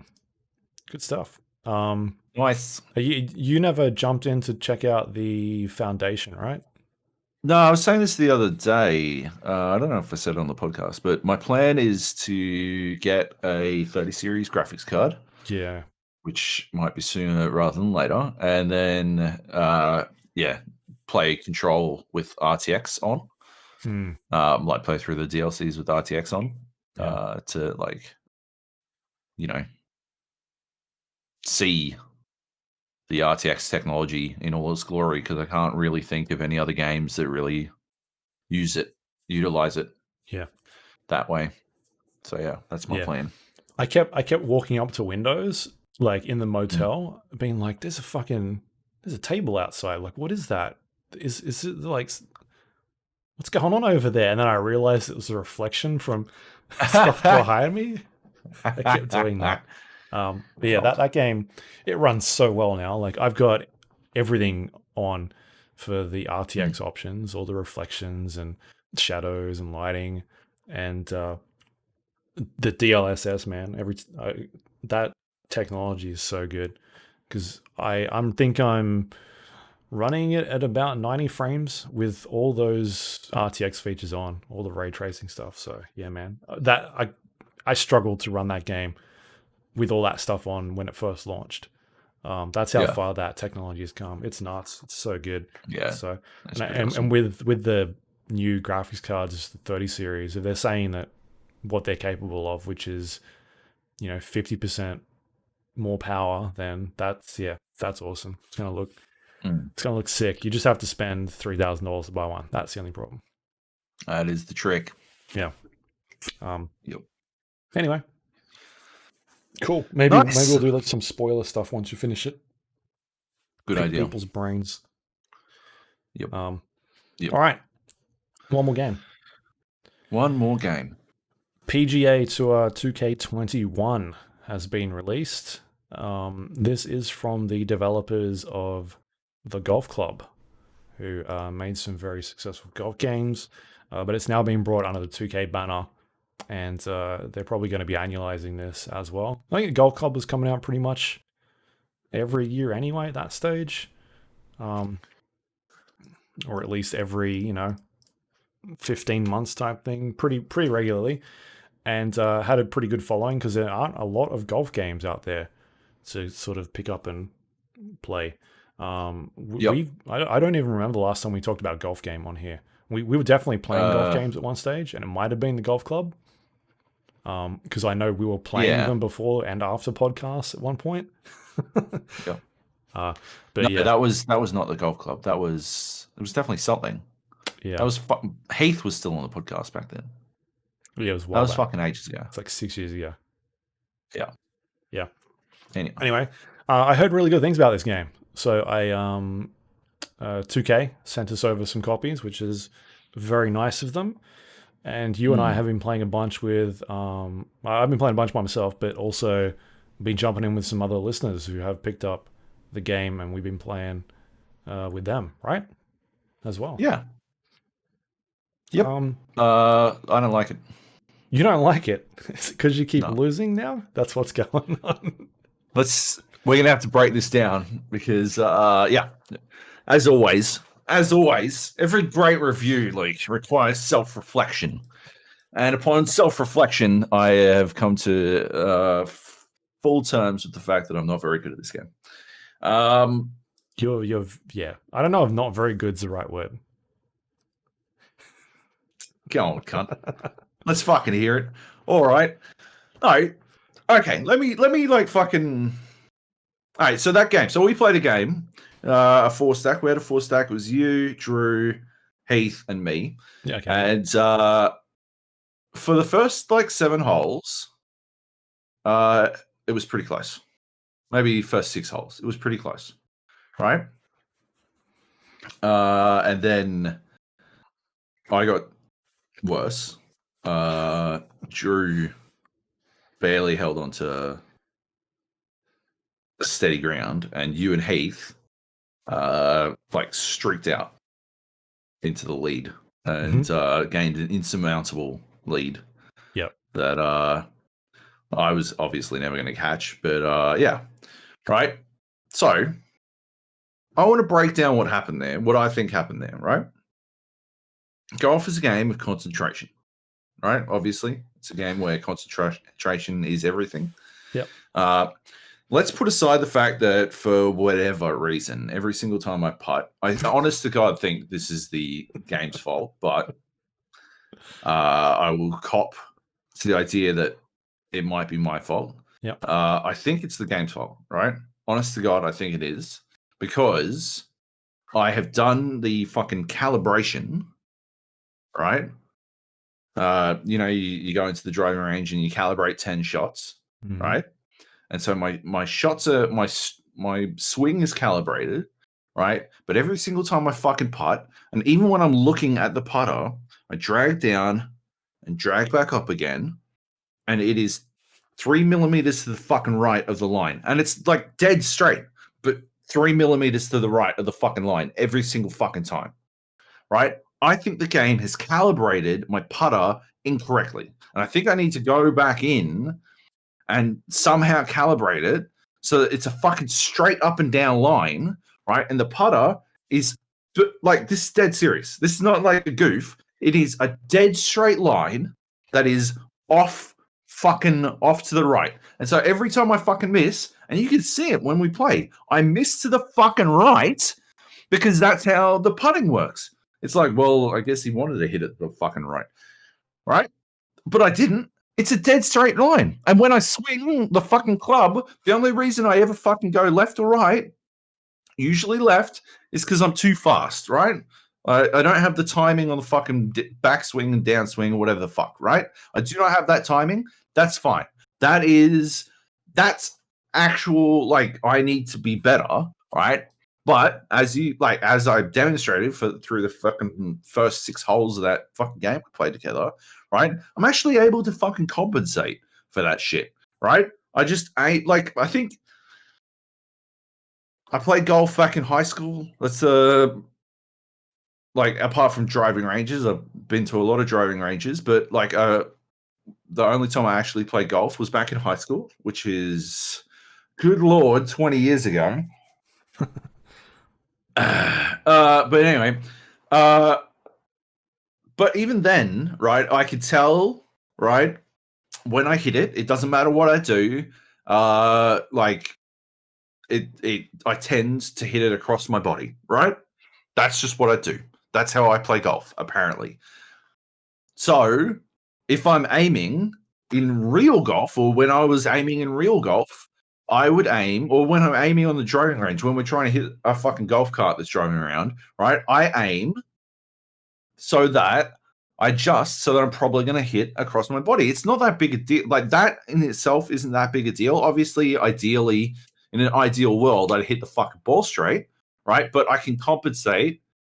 And I actually think like the PGA Tour 2K21. Although when I capture in Shadow Play, I don't know if you've noticed this, but it captures into a folder called the Golf Club, which I think lays bare the fact that they just reskinned and fuck the game to death with some always online horse shit. But anyway, that aside, yeah, like the PGA Tour game, PGA 2K21 game actually adjusts. I don't find that I'm like half the time I outdrive. Like you and I have the same club. I should always be outdriving Heath and Drew because they're not using the same driver. We've got some fucking pay to win driver or whatever the fuck, right? But we got like the collector's edition of the game, so we got a better driver than them. Like I outdrive you. Even when I hooks across the body, right, and slices away from the body, I never fucking remember this. I'm pretty sure that's how it goes. Anyway, even when I hook it, and I almost always hook it, right, I still outdrive you sometimes, and you hit it dead straight basically every fucking time. Basically every time off the tee, you will hit it dead straight because you're playing with a mouse, and you've got, what did you say, a book? Books. You've got a book there to keep it straight because you're a fucking hacker. Anyway, because I think you said it was a ruler, and I said no, it's a book.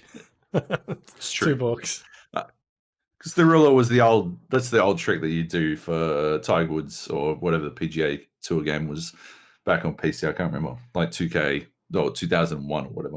Yeah, because the old systems used to be this like the triple click system, right? You'd click it once to start the swing, you get to the top of the swing, you click it again, and then you down the bottom you click it, and that would sort of determine whether you hook the ball or sort of how much power it's got. Whereas this is now using either analog stick or your mouse. I'm using a mouse, you're using an analog stick to sort of determine how much power and then how much to the left or right the ball goes. So it's I don't think 3-click systems in this game, from what I looked. No, there was a transition at one stage. That was the EA. That was EA's system. You know, this is completely divorced. And I think Lynx games. The Tiger.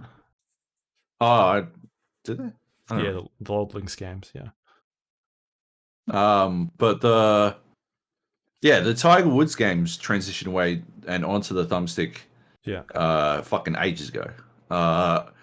My biggest problem with that is that for the longest time, my muscle memory of the Tiger Woods games, like when we first started playing this, I couldn't hit shit. I had to spend just to get to the point where I finish a game 2 over par when you're finishing 12 under par.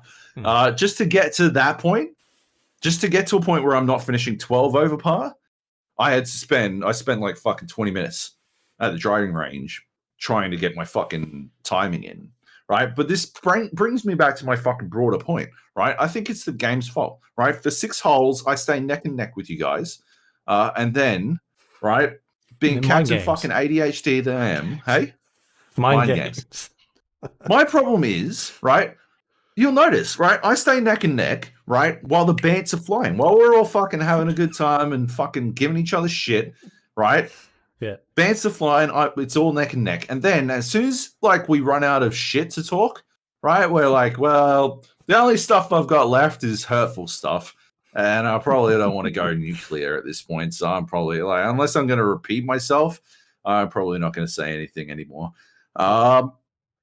And once it all dies out, because PGA 2K21 has such fucking garbage spectator options, right? My options when you guys are doing anything is to sort of sit there and I can either switch between a view angle that is slightly to your left or slightly to your right. Yeah. Those are my options for I watching. Don't want to look at the right either. Doing. I don't know why the default is off angle. I want to look behind right? you.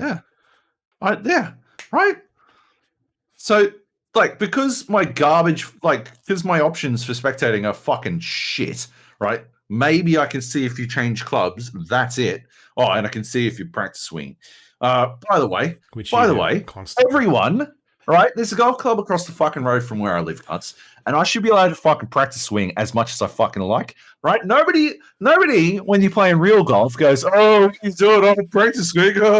Shut the fuck up, right? Stop talking to my backswing, first of all, because you cunts always fucking do it, and second of all, let me practice swing as much as I fucking like, right? Because that's the only, all I want to do is have some idea of what this fucking golf club is going to do. But every single fucking time, you guys goad me into fucking, Joe needs practice swing. And I've got some fucking forward or some shit. I'm like, I don't fucking know what the fuck this thing that looks like fucking cross or some shit. And I'm like, fucking, I guess, they're going to make fun of me. So I just fucking swing. Like, shut the fuck up. Anyway, back to I didn't know there was a practice swing until I started playing with you. Yeah. I was very confused. Anyway. And you like won by 4 fucking strokes when you started using the practice swing. So, just throwing that out there. Get the fuck out of here. You used it constantly. Anyway, yeah, if the spectator options weren't so fucking garbage, if I could do anything, if I could go like zoom around the fucking course, like I don't even know what a course looks like. When we first get to the tee, right? Whoever's going first is the first person to have some idea of what this fucking course looks like, right? Otherwise, we're just like sitting there. Then like fucking Heath will be up. He's like, "Oh, I don't know if I'm going to clear this water." And we're looking at the fucking tee with no fucking idea. We're just like, "What water? There's water on this fucking like hole?" I didn't even know there was fucking water. Like we got no idea. And then he hits it and he fucking, I don't know, doesn't clear the water. And like, oh, okay, so there's water. Fair enough. Like, yeah, that's fucking shit. It is so bare bones. Some of the shit they do in this game is just the fucking least they could do. Like, it feels like fucking, remember NHL 15 when they were transitioning? Was it 15? I don't know. One of the games where they're finally transitioning to full fucking next gen. Yeah. Right? And it was the fucking sloppiest fucking hockey game you'd ever fucking played. Like, it didn't have, like, all this shit that was just basically taken for granted in a hockey game. And, like, but it looked pretty. Like, get the fuck out of here. I want spectator options. I want to be able to, like, why is it that every single time we play a new fucking round of fucking golf, we have a fucking 15-minute discussion of which rules we're supposed to put on? Because every time I change fucking courses, it changes all the rules again, and I've got no idea what any of this shit means, right? Like, why the fuck is that the thing? Why can't I just have a set of rules that we play on, like, whenever we play together? Like, how is that hard? I don't want to use the open settings because otherwise I would be playing on fucking amateur and actually belting you cunts because you guys are probably playing on pro or some shit with a challenge appropriate to you guys, while I am very much an amateur at this game. I play the career mode on Pro-Am and I like it because it makes sense to me that I should be playing on a level where I hover around par, right? That makes sense, right? You should hover around par, right? If you're hovering around 18 under par, perhaps you should be playing on a higher difficulty level. Yeah. That's what makes sense to me, but that's what I was doing when I first started. I was playing on maybe it was amateur, the second lowest difficulty. And I won my first game like 17 under, something like that. And then I started playing the tour mode, my career mode, and was belting people. And then I jacked it up to pro-am.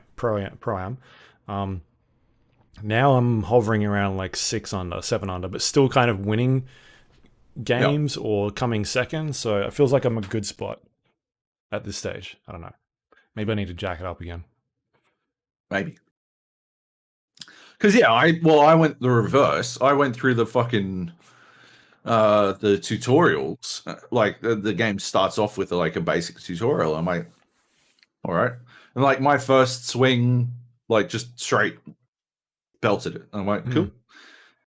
putt went straight in. Like I didn't need to redo any of this shit. And when it finished, it was like recommend. I think it recommended. Yeah. And it put me on fucking pro. And I'm like, okay, cool, easy. Playing on pro, and like my fucking first swing off the tee is like into the car park. I'm like, hook. yeah, I'm like, oh boy, this doesn't seem right. Yeah. And like the first hole, I'm like 7 over par. I'm like, this seems pretty fucking hard, eh? And I went through all the settings and I like looked through them all. I'm like, I'm gonna drop it to Pro-Am and I'll see how I go from there. And I play on Pro-Am. I'm like, yeah, I struggle to get par. I would probably be under par if any of my putts ever went anywhere that I thought they would. I turned it on unlimited fucking putting line. Yeah. And the putting, I'll aim, and like I'm pretty good. Like I don't think I need the putting line, but I'd like to do it anyway because it tilts the fuck out of me. I'd aim first time, and then I'll hold A to see the putting line, and it goes straight into the fucking hole. I'm like, cool, all right, and then I putt, and then it goes fucking wherever the fuck it wants. I'm like, I don't fucking know. I don't fucking know. All right, just I aim to the, like, you know, I'm like, okay, well, I'm aiming to the right of the hole, so it should go somewhere else, and it just goes wherever the fuck it wants. I'm like, I don't fucking know. I fucking know. Ooh. Anyway, so I don't understand putting, but yeah, if I could putt, I'd be competitive in this game. I think mildly competitive. I wouldn't be finishing 2 over par. Or whatever the fuck it is I ended on. I think it might have been more. I think by hole 18, I tilted 100%, like I'm on fucking Seesaw and Fall Guys. I'm like, cool. Yeah. Fuck this putt.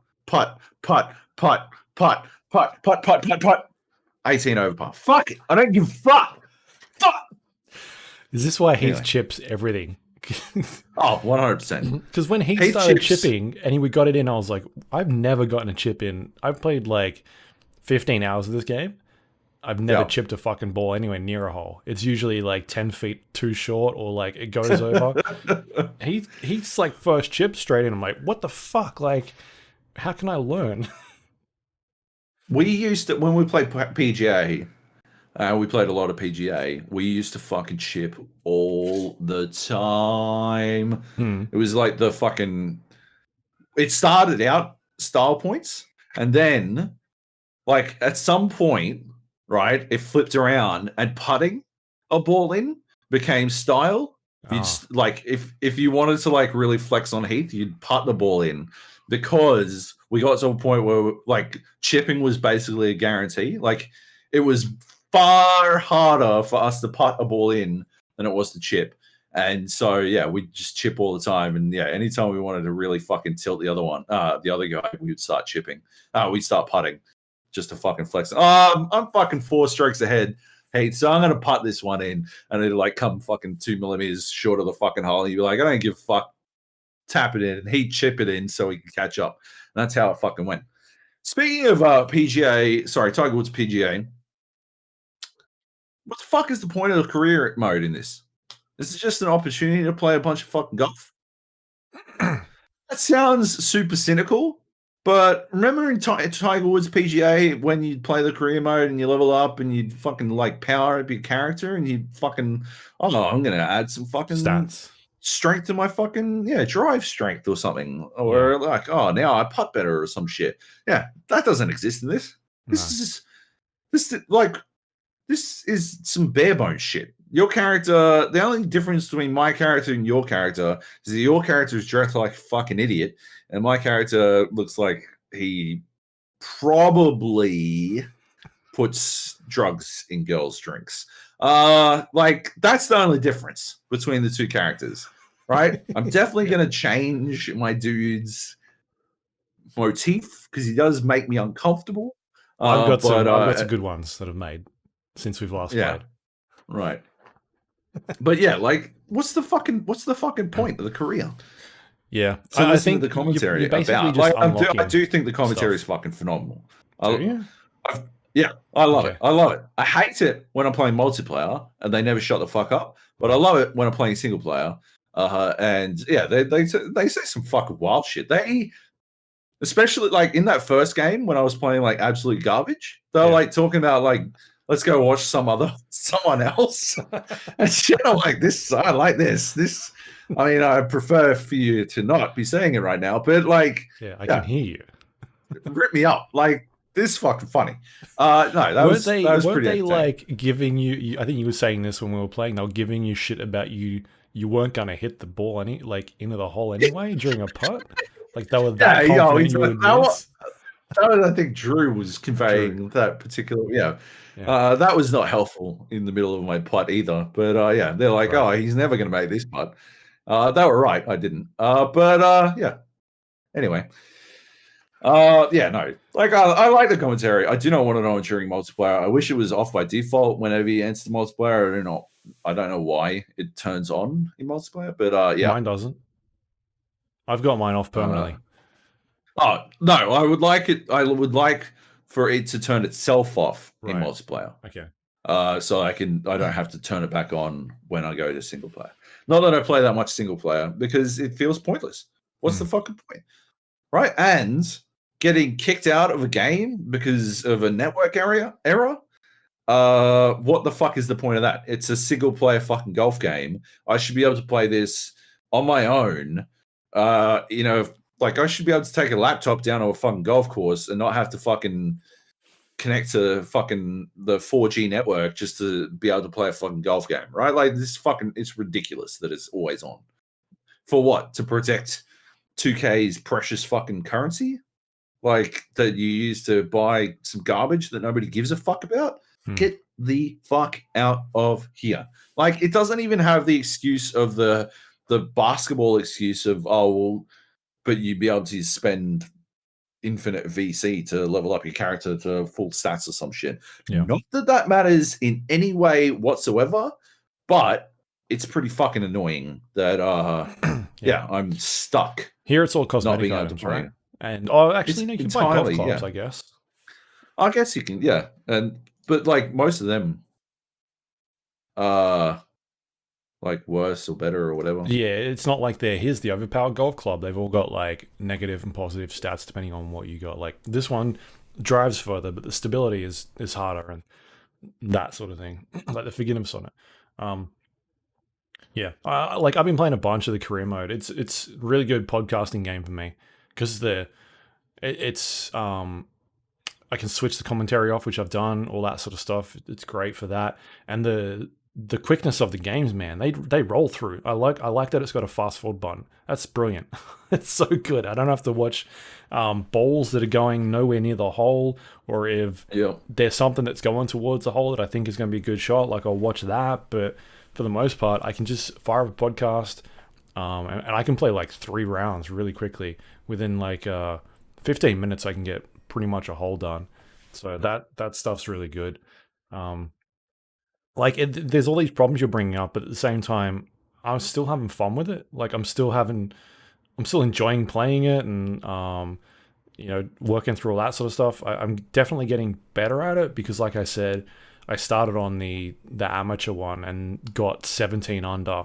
Eventually moved to the pro and was doing fine, but I'm getting to a point now where I'm really starting to kick some ass in those games, and maybe I should jump it up one more level and see how I go on the pro settings and like how a bunch of that sort of changes your difficulty, because I know it seems like it's the forgiveness of the aiming, like how much power you're sort of giving it, and that sort of like it definitely takes me a couple of times where I will just fucking whiff it. Like the ball will go somewhere else. Like I think that first game we played, the first round, I just fucking, it wasn't on course. It was gone. Like the ball was gone. It took me a while to get back into rhythm.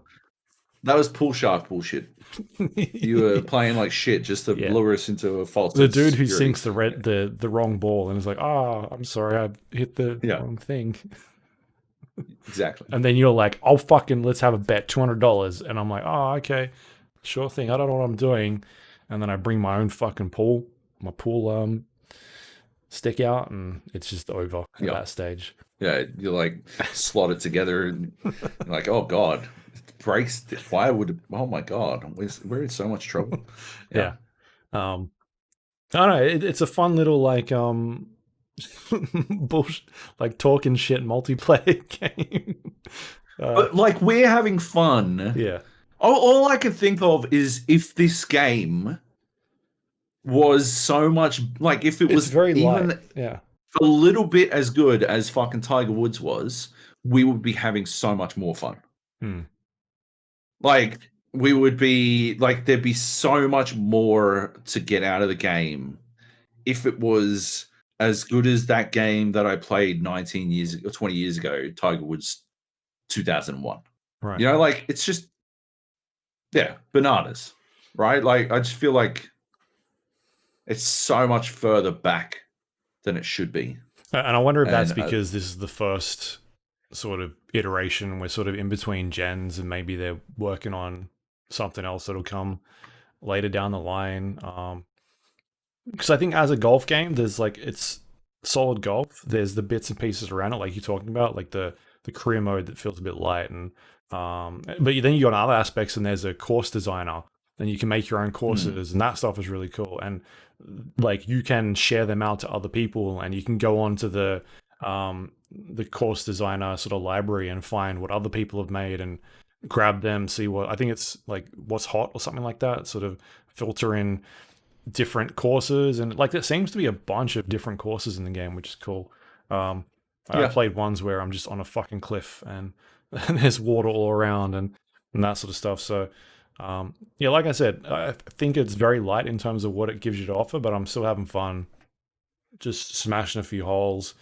It'd be cool if there was some more customization. I wouldn't be shocked if that ended up in next year's game. Like we see them go full NBA 2K, where there's 100%. We definitely will. all that type of crap.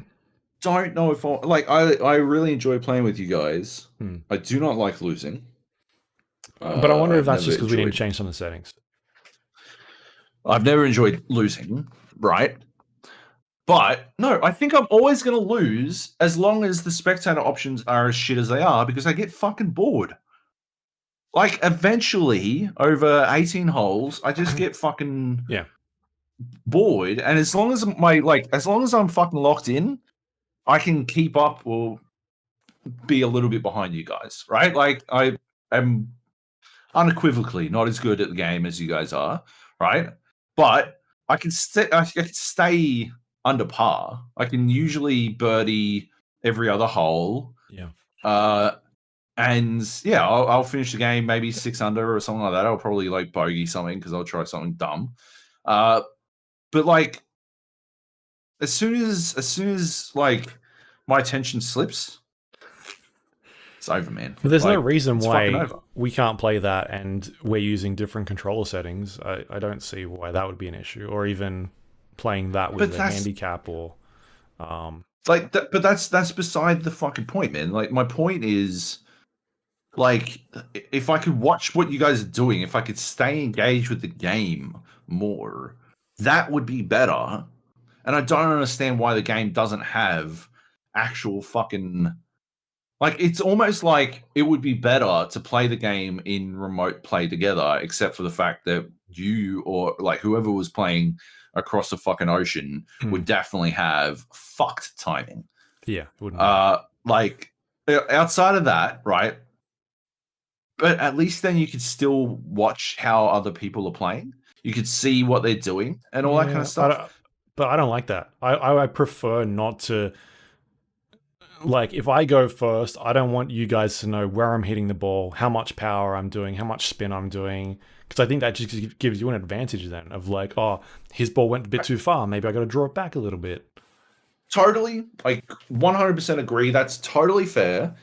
But I would still prefer to be able to do, I would like to be able to see the fucking hole.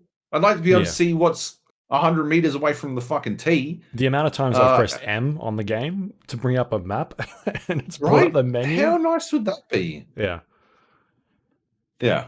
I mean, that's an issue that affects just the multiplayer at this stage. Because when you're playing single player, you just press the button and it brings it up. Yeah. Although, again, doing a course flyby would be nice whenever, like, it'd be nice to be able to do that whenever the fuck you want, without having to like move your aiming around and stuff. There's no Obviously, you can course reset flyby. pretty easily with the RB or whatever. But yeah, like, so you can be like, it's oh, just this one's got 3 bunkers and a fucking river in the middle.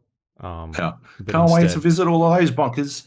but instead, yeah, it's just like watching the back of somebody. Okay, fair enough. Yeah. Anyway, anything else to add on that game?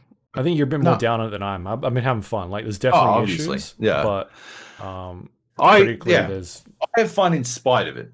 yeah. It seems like you have fun.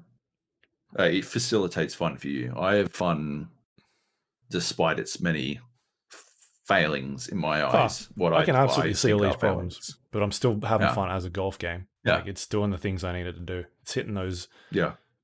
triggers.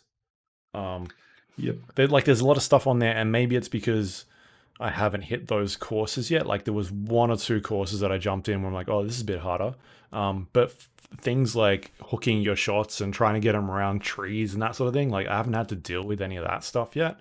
And so I'm wondering if that comes a bit later on. And then there's the whole thing of me not knowing how to chip a ball or do anything like that. And when I see Heath or Drew do it, I'm like, what the fuck? Like, how? All right, is there a They button definitely that they're played a lot of pressing? the golf club or golf club too and stuff. Yeah. Like they're definitely experts in the HB Studios golf games. Yeah. They're playing with significant advantage, and you still fucking whooped them. Ha! Yeah. Ha! Anyway, I think it's a good starting point for them. Like, NBA 2K wasn't that good when that game first came out, and they got to a point where, you know, EA stopped making games because they're so bad.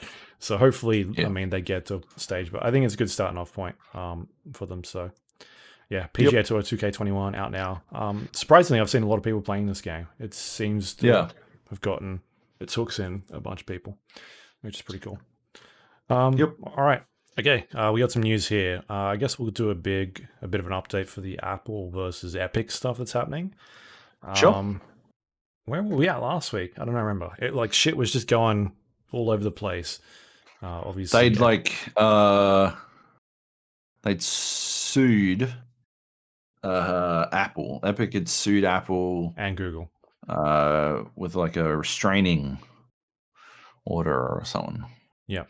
And then Apple was going to terminate the developer accounts and development tools used on iOS and Mac for the Unreal Engine, which was supposed to go ahead in about 2 days, I think, somewhere around about then. Since then, a bunch of this stuff has been brought forward to court. Looks like there's going to be another hearing in possibly, I think it was sometime in September.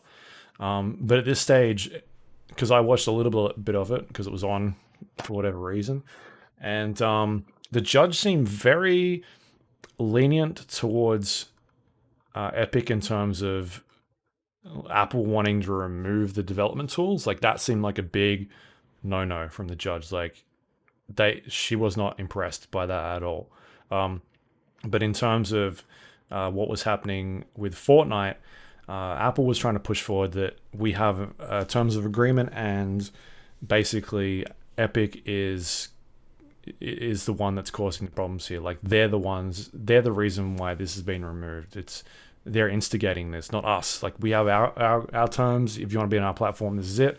And they broke that agreement. So we haven't removed anything. They've removed themselves, and that's kind of what they're pushing for.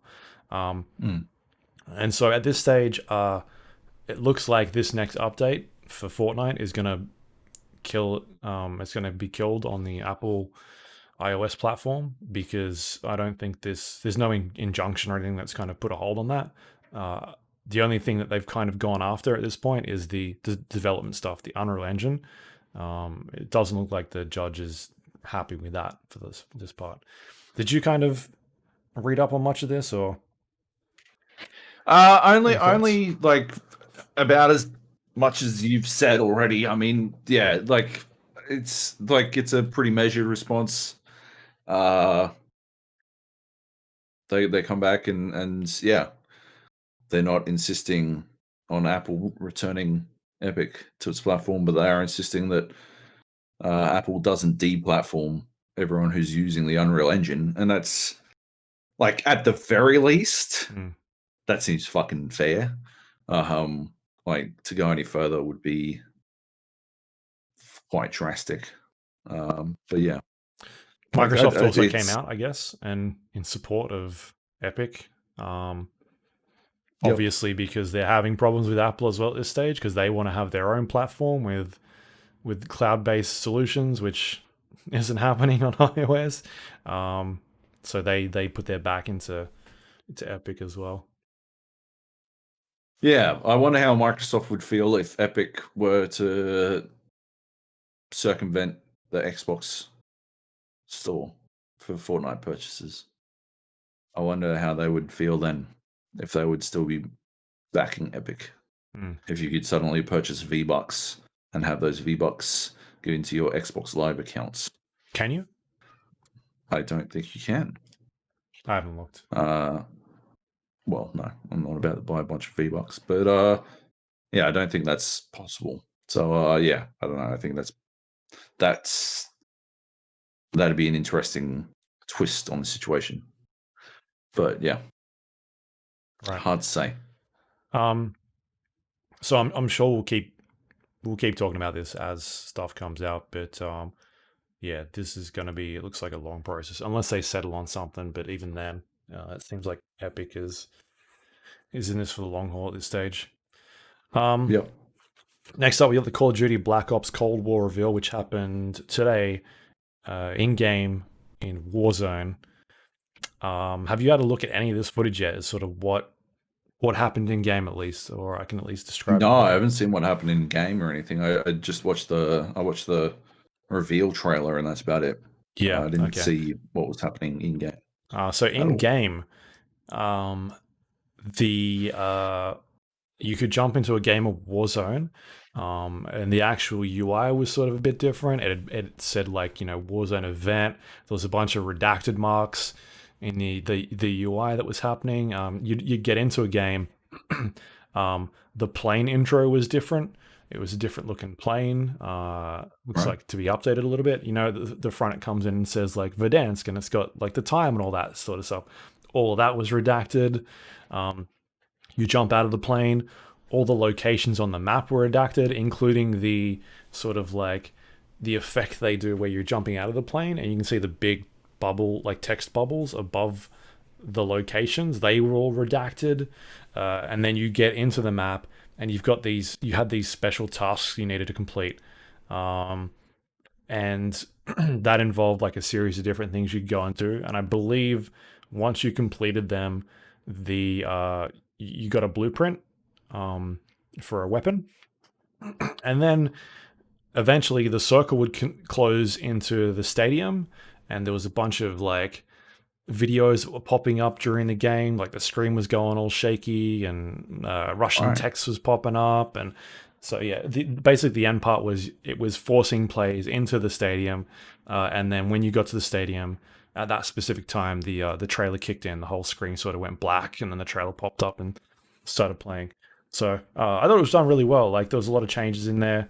I think there was like planes, like Russian planes flying in over the top of the map at one stage. Just like really cool, going for it, like Fortnite style marketing sort of stuff. It looked pretty cool. But anyway, the trailer itself, it looks like Call of Duty, right? It looks like more Call of Duty. It's yeah. I still haven't played it.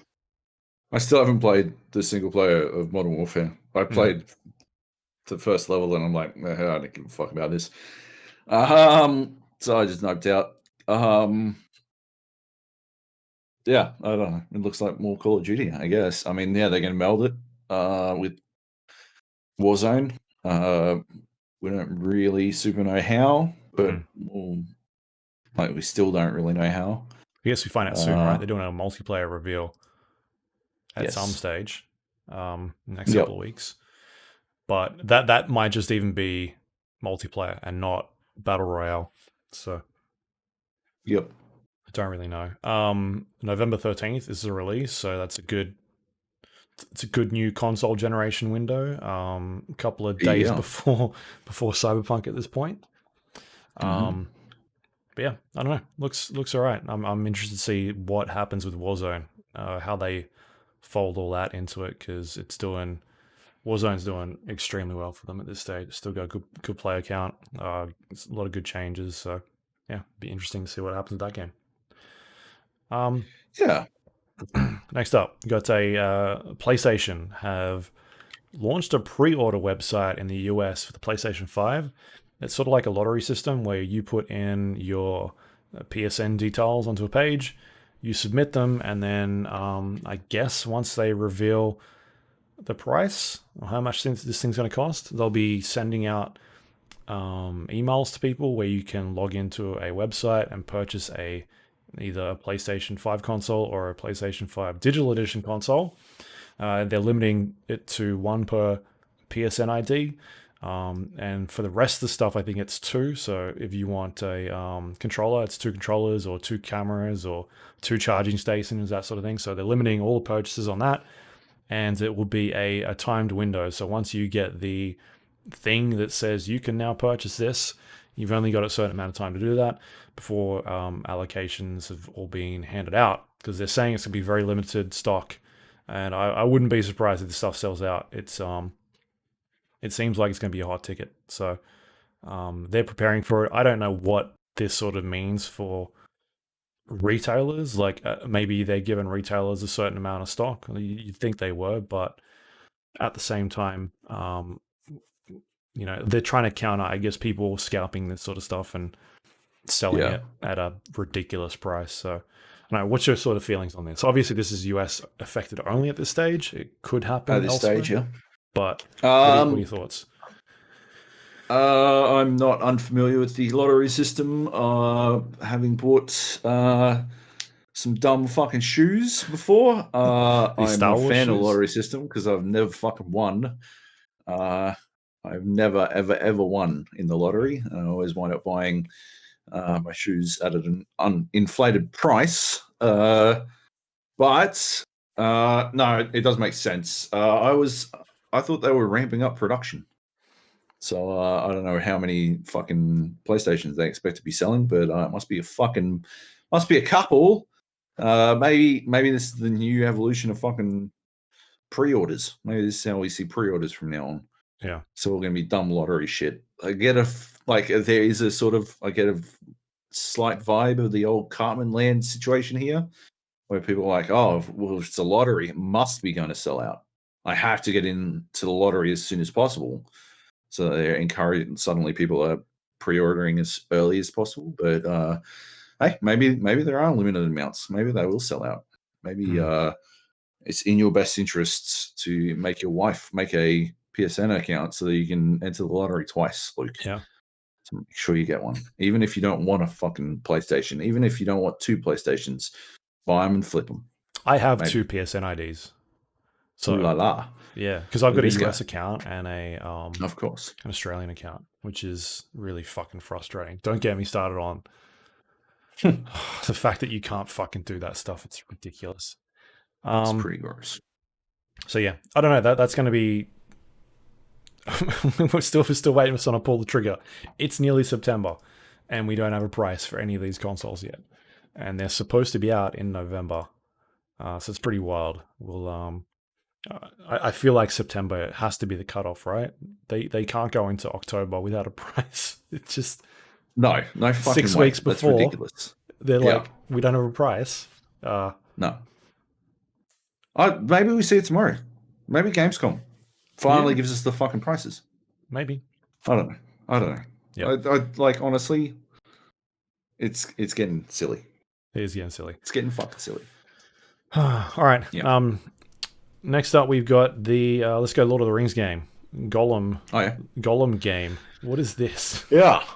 So it was only briefly revealed. I thought it was a bit weird of a reveal to reveal it the week before Gamescom, but maybe they're not ready. Maybe they just testing the waters. I don't know. It's a teaser. It's a Gollum game, a stealth game from Daedalic, who have traditionally made point-and-click adventures. It's an interesting concept for a game at the very least. I don't know why anyone plays Gollum. Maybe we track his devolution from Smeagol to Gollum. But yeah, I don't know. Maybe we get to meet his brother Deagle. He's got a brother named Deagle or a cousin or something. I don't know. Fucking Smeagol and Deagle. J.R. Tolkien is just like fucking J.John Letter. Smeagol, Deagle, whatever. Who gives a fuck? Whatever the fucking names are. Yeah. So we don't know a lot. Just a teaser, but I don't know. Lord of the Rings, interesting concept. What, Lord of the Rings is an interesting concept, or the game is an interesting concept? Yeah, Lord of the Rings is an interesting concept. Do you think it'll take off? We'll have to wait and see. Yeah, like I said, Daedalic mostly make point-and-click adventures, so this is new territory for them. The thing I'm not sure about is all the walking in Lord of the Rings. I don't know if that'll work. Oh, yeah. If they turn it into a movie, it's going to be too fucking long. A walking simulator? Yeah. You reckon? The original. Yep. And the anyway. last piece of news here, we got some bunch of Batman news. The finally revealed Batman games. First one is a game from Warner Brothers Montreal, Gotham Knights. This is the one that they've been teasing for I don't know, a year now. It's been a while. It's a game set in a universe where Batman has died, and his sidekicks or other characters in that universe, Robin, Nightwing, Red Hood, and Batgirl, have to take up the mantle and keep Gotham safe. It's a 1 to 2 player co-op game, and you'll be taking on looks like Court of Owls. It's some sort of fashion. I was all in on this, man. Looks sick. It looks like a Batman game, right? I'm totally in. Yeah, I reckon it's going to be fucking rad. Yeah. It's, fully playable in co-op, and yeah. You just play as one of the fucking characters that you want. I like, and yeah, it looks like the camera's pretty close in, so it looks like it'll be a good action experience. Hopefully it's open world. I don't know how that will work with like co-op, but yeah. From what I've read, because IGN did some pieces today, it is open world. It'll be you select whatever character you want. I don't think it's forcing characters on you. You select between 1 and 4 characters. You can switch in and out at any time, it's saying. But the thing that kind of got me concerned is I'm very invested in that Arkham universe. They've released a bunch of games. Warner Brothers Montreal made an Arkham game, of Batman Origins. Sorry, it wasn't an Arkham game, but it was set in that universe. And I was kind of thinking this was going to be like an extension to that. Like, even when they were telling the story, look at what was going on. Like, Batman is dead. Spoilers for Batman Arkham Knights, which was the last game they put out. Batman died at the end of that game. He did the Nightfall, I think it was. The Wayne Manor blew up, blah blah blah. Batman's dead, and I was like, oh, this is all right, cool. This is a continuation of what's going on there and all this sort of stuff. But then they came out and said it's not part of the Arkham universe. It's a separate universe, and I was just it deflated me because it even looks like an Arkham game. The style of it and all that sort of stuff. These characters, that was a huge backstep for me because I am I've spent so many hours playing those games, and it just seems like a weird thing for them to do, to be like, oh no, like it's the same sort of combat and it looks the same, but it's not part of that world. Like, it's different, and also like the storytelling, like Batman's dead. Like, it just seems weird that they took some elements of those games and were like, we'll make a new game on that, but at the same time trying to distance themselves as much as possible from that world is so strange to me. So that's the one thing I'm just feeling pretty bummed about, that it's not an Arkham game, or it's not in the Arkham universe. It's so strange. And the thing that comes back to me is like, fuck, if they bring Joker back out again, I'm gonna be so like, stop wheeling that dude out. And are you convinced that Batman is dead? I don't think anybody is convinced that Batman is actually dead. Oh my gosh. Although, like, It's gonna be a fucking shit fight to see who gets to play as Batman when you're playing the whole game in co-op, and then suddenly it's like Batman's not dead. You're like Batman, you. Someone has to play as fucking whoever the fuck. Robin. God forbid. Yeah. All right, so yeah, that looks cool. I'm still a bit hesitant. It's coming out next year, as far as we know. That's what the release date is. Yep. The second game which they showed off, which is from Rocksteady Studios, is the Suicide Squad Kill the Justice League game.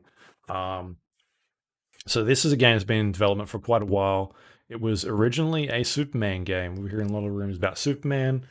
Yep. Then we were hearing rumors about a Justice League game, and this is probably that. So it's set in Metropolis, where you're playing as members of the Suicide Squad team. What is there? There's Harlequin, King Shark, Deadshot, and Captain Boomerang are the 4 characters. It's a co-op game, 1 to 4 players. It's they're saying it's probably gonna be a gas game, where you are trying to kill members of the Justice League after, I guess, Brainiac has somehow taken control of members of the Justice League, set in the Arkham universe. So probably Batman is not my guess. That's weird. Anyway, it looks cool. Like it's a completely different aesthetic. It's in the daytime, as opposed to nighttime. But like I dig what they're going for. I'm keen to see what they do with those characters and the characters in the Justice League, and then how that plays out. Rocksteady's got a good track record of making awesome games, but at the same time, I didn't see any gameplay, so I don't know what it is. Yeah. I can't believe it's been fucking 8 years or whatever. They took 8 years and they pissed away all goodwill anyone had for Rocksteady, just to release a CGI trailer for a games as a service game that showed us fucking nothing, and is for a game that's 2 years away. I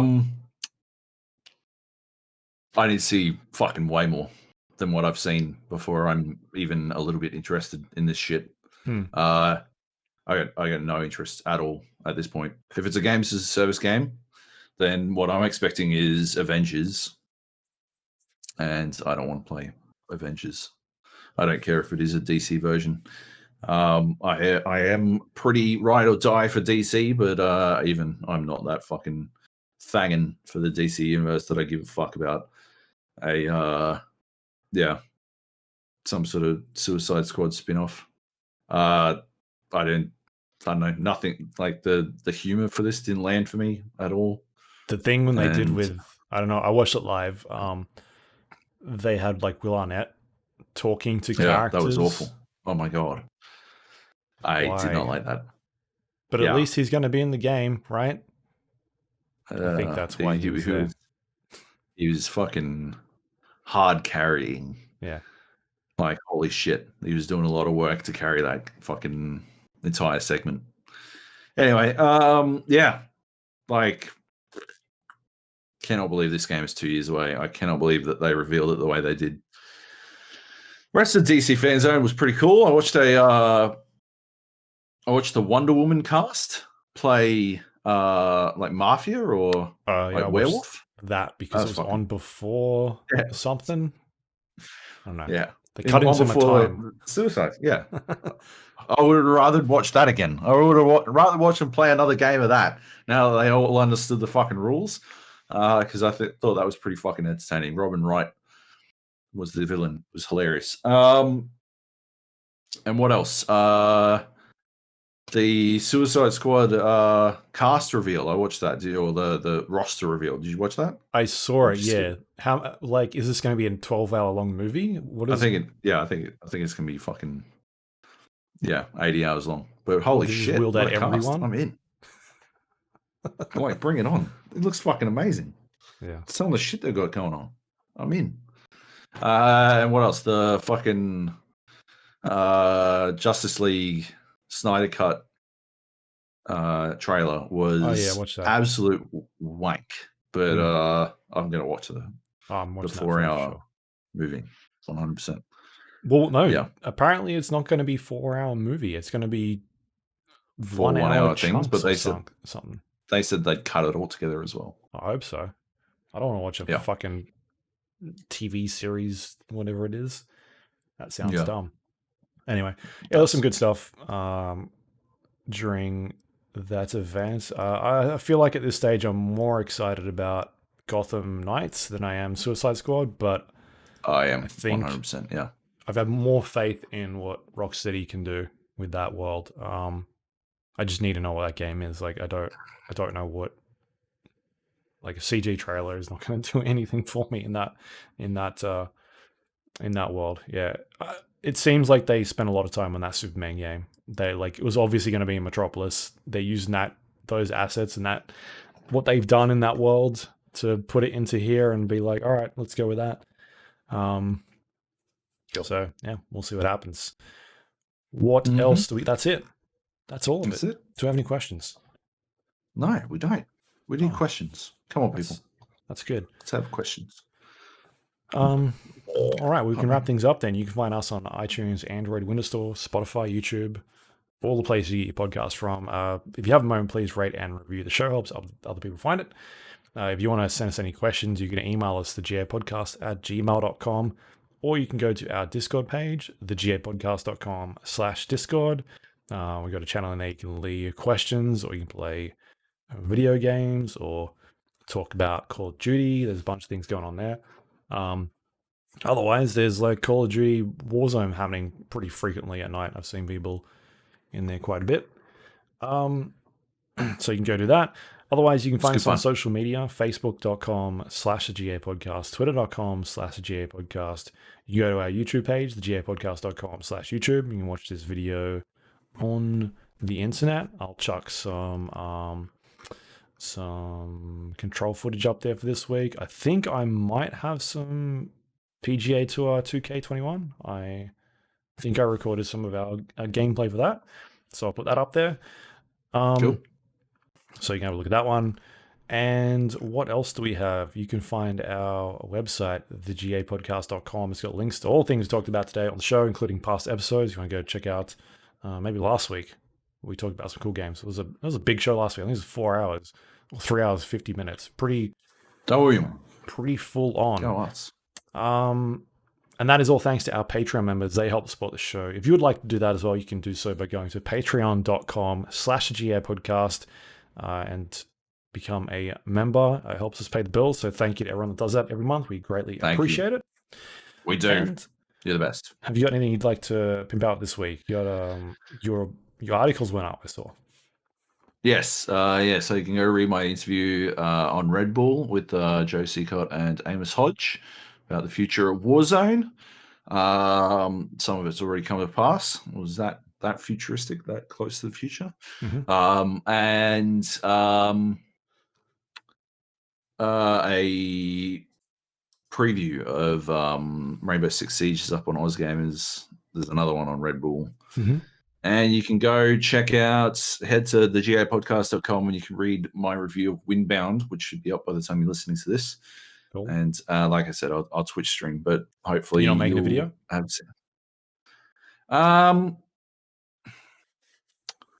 don't know if I should or if I'll see how timing goes. I've got a lot of footage, but it might be easier to just. I have an idea for you. Twitch stream. Go.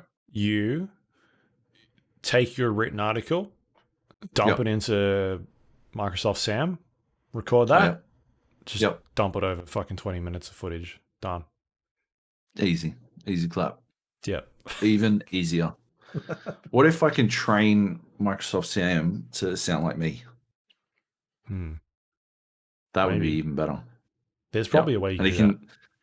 He can mispronounce everything the same way that I do. That'd be good. What if you can get one that sounds like Arnold Schwarzenegger? Even better. And he's reading your review. Yeah. That's pretty good. I would do that instead. Yeah, okay. I'll do that. Yeah. Good plan. Otherwise, hit me up on Twitter at JoeyJojo, and that's about it. What about you, Luke? What do you got? Cool. You can find me this week, Survivor.com. I have a review going up for Control AWE. If you want to go check that out, you can. Otherwise, you can find me twitter.com/LukeLawrie, Lawrie, and that is it for this week. I'm not sure what we're doing next week. Is there anything out that you can think of? Nothing comes to mind. Wasteland 3. Oh, yeah, Wasteland. Huh? Wasteland 3, is it? Yeah. I really liked Wasteland 2, so I'm keen to play Wasteland 3. All right, we'll check that out for next week. Otherwise, we'll see you all then.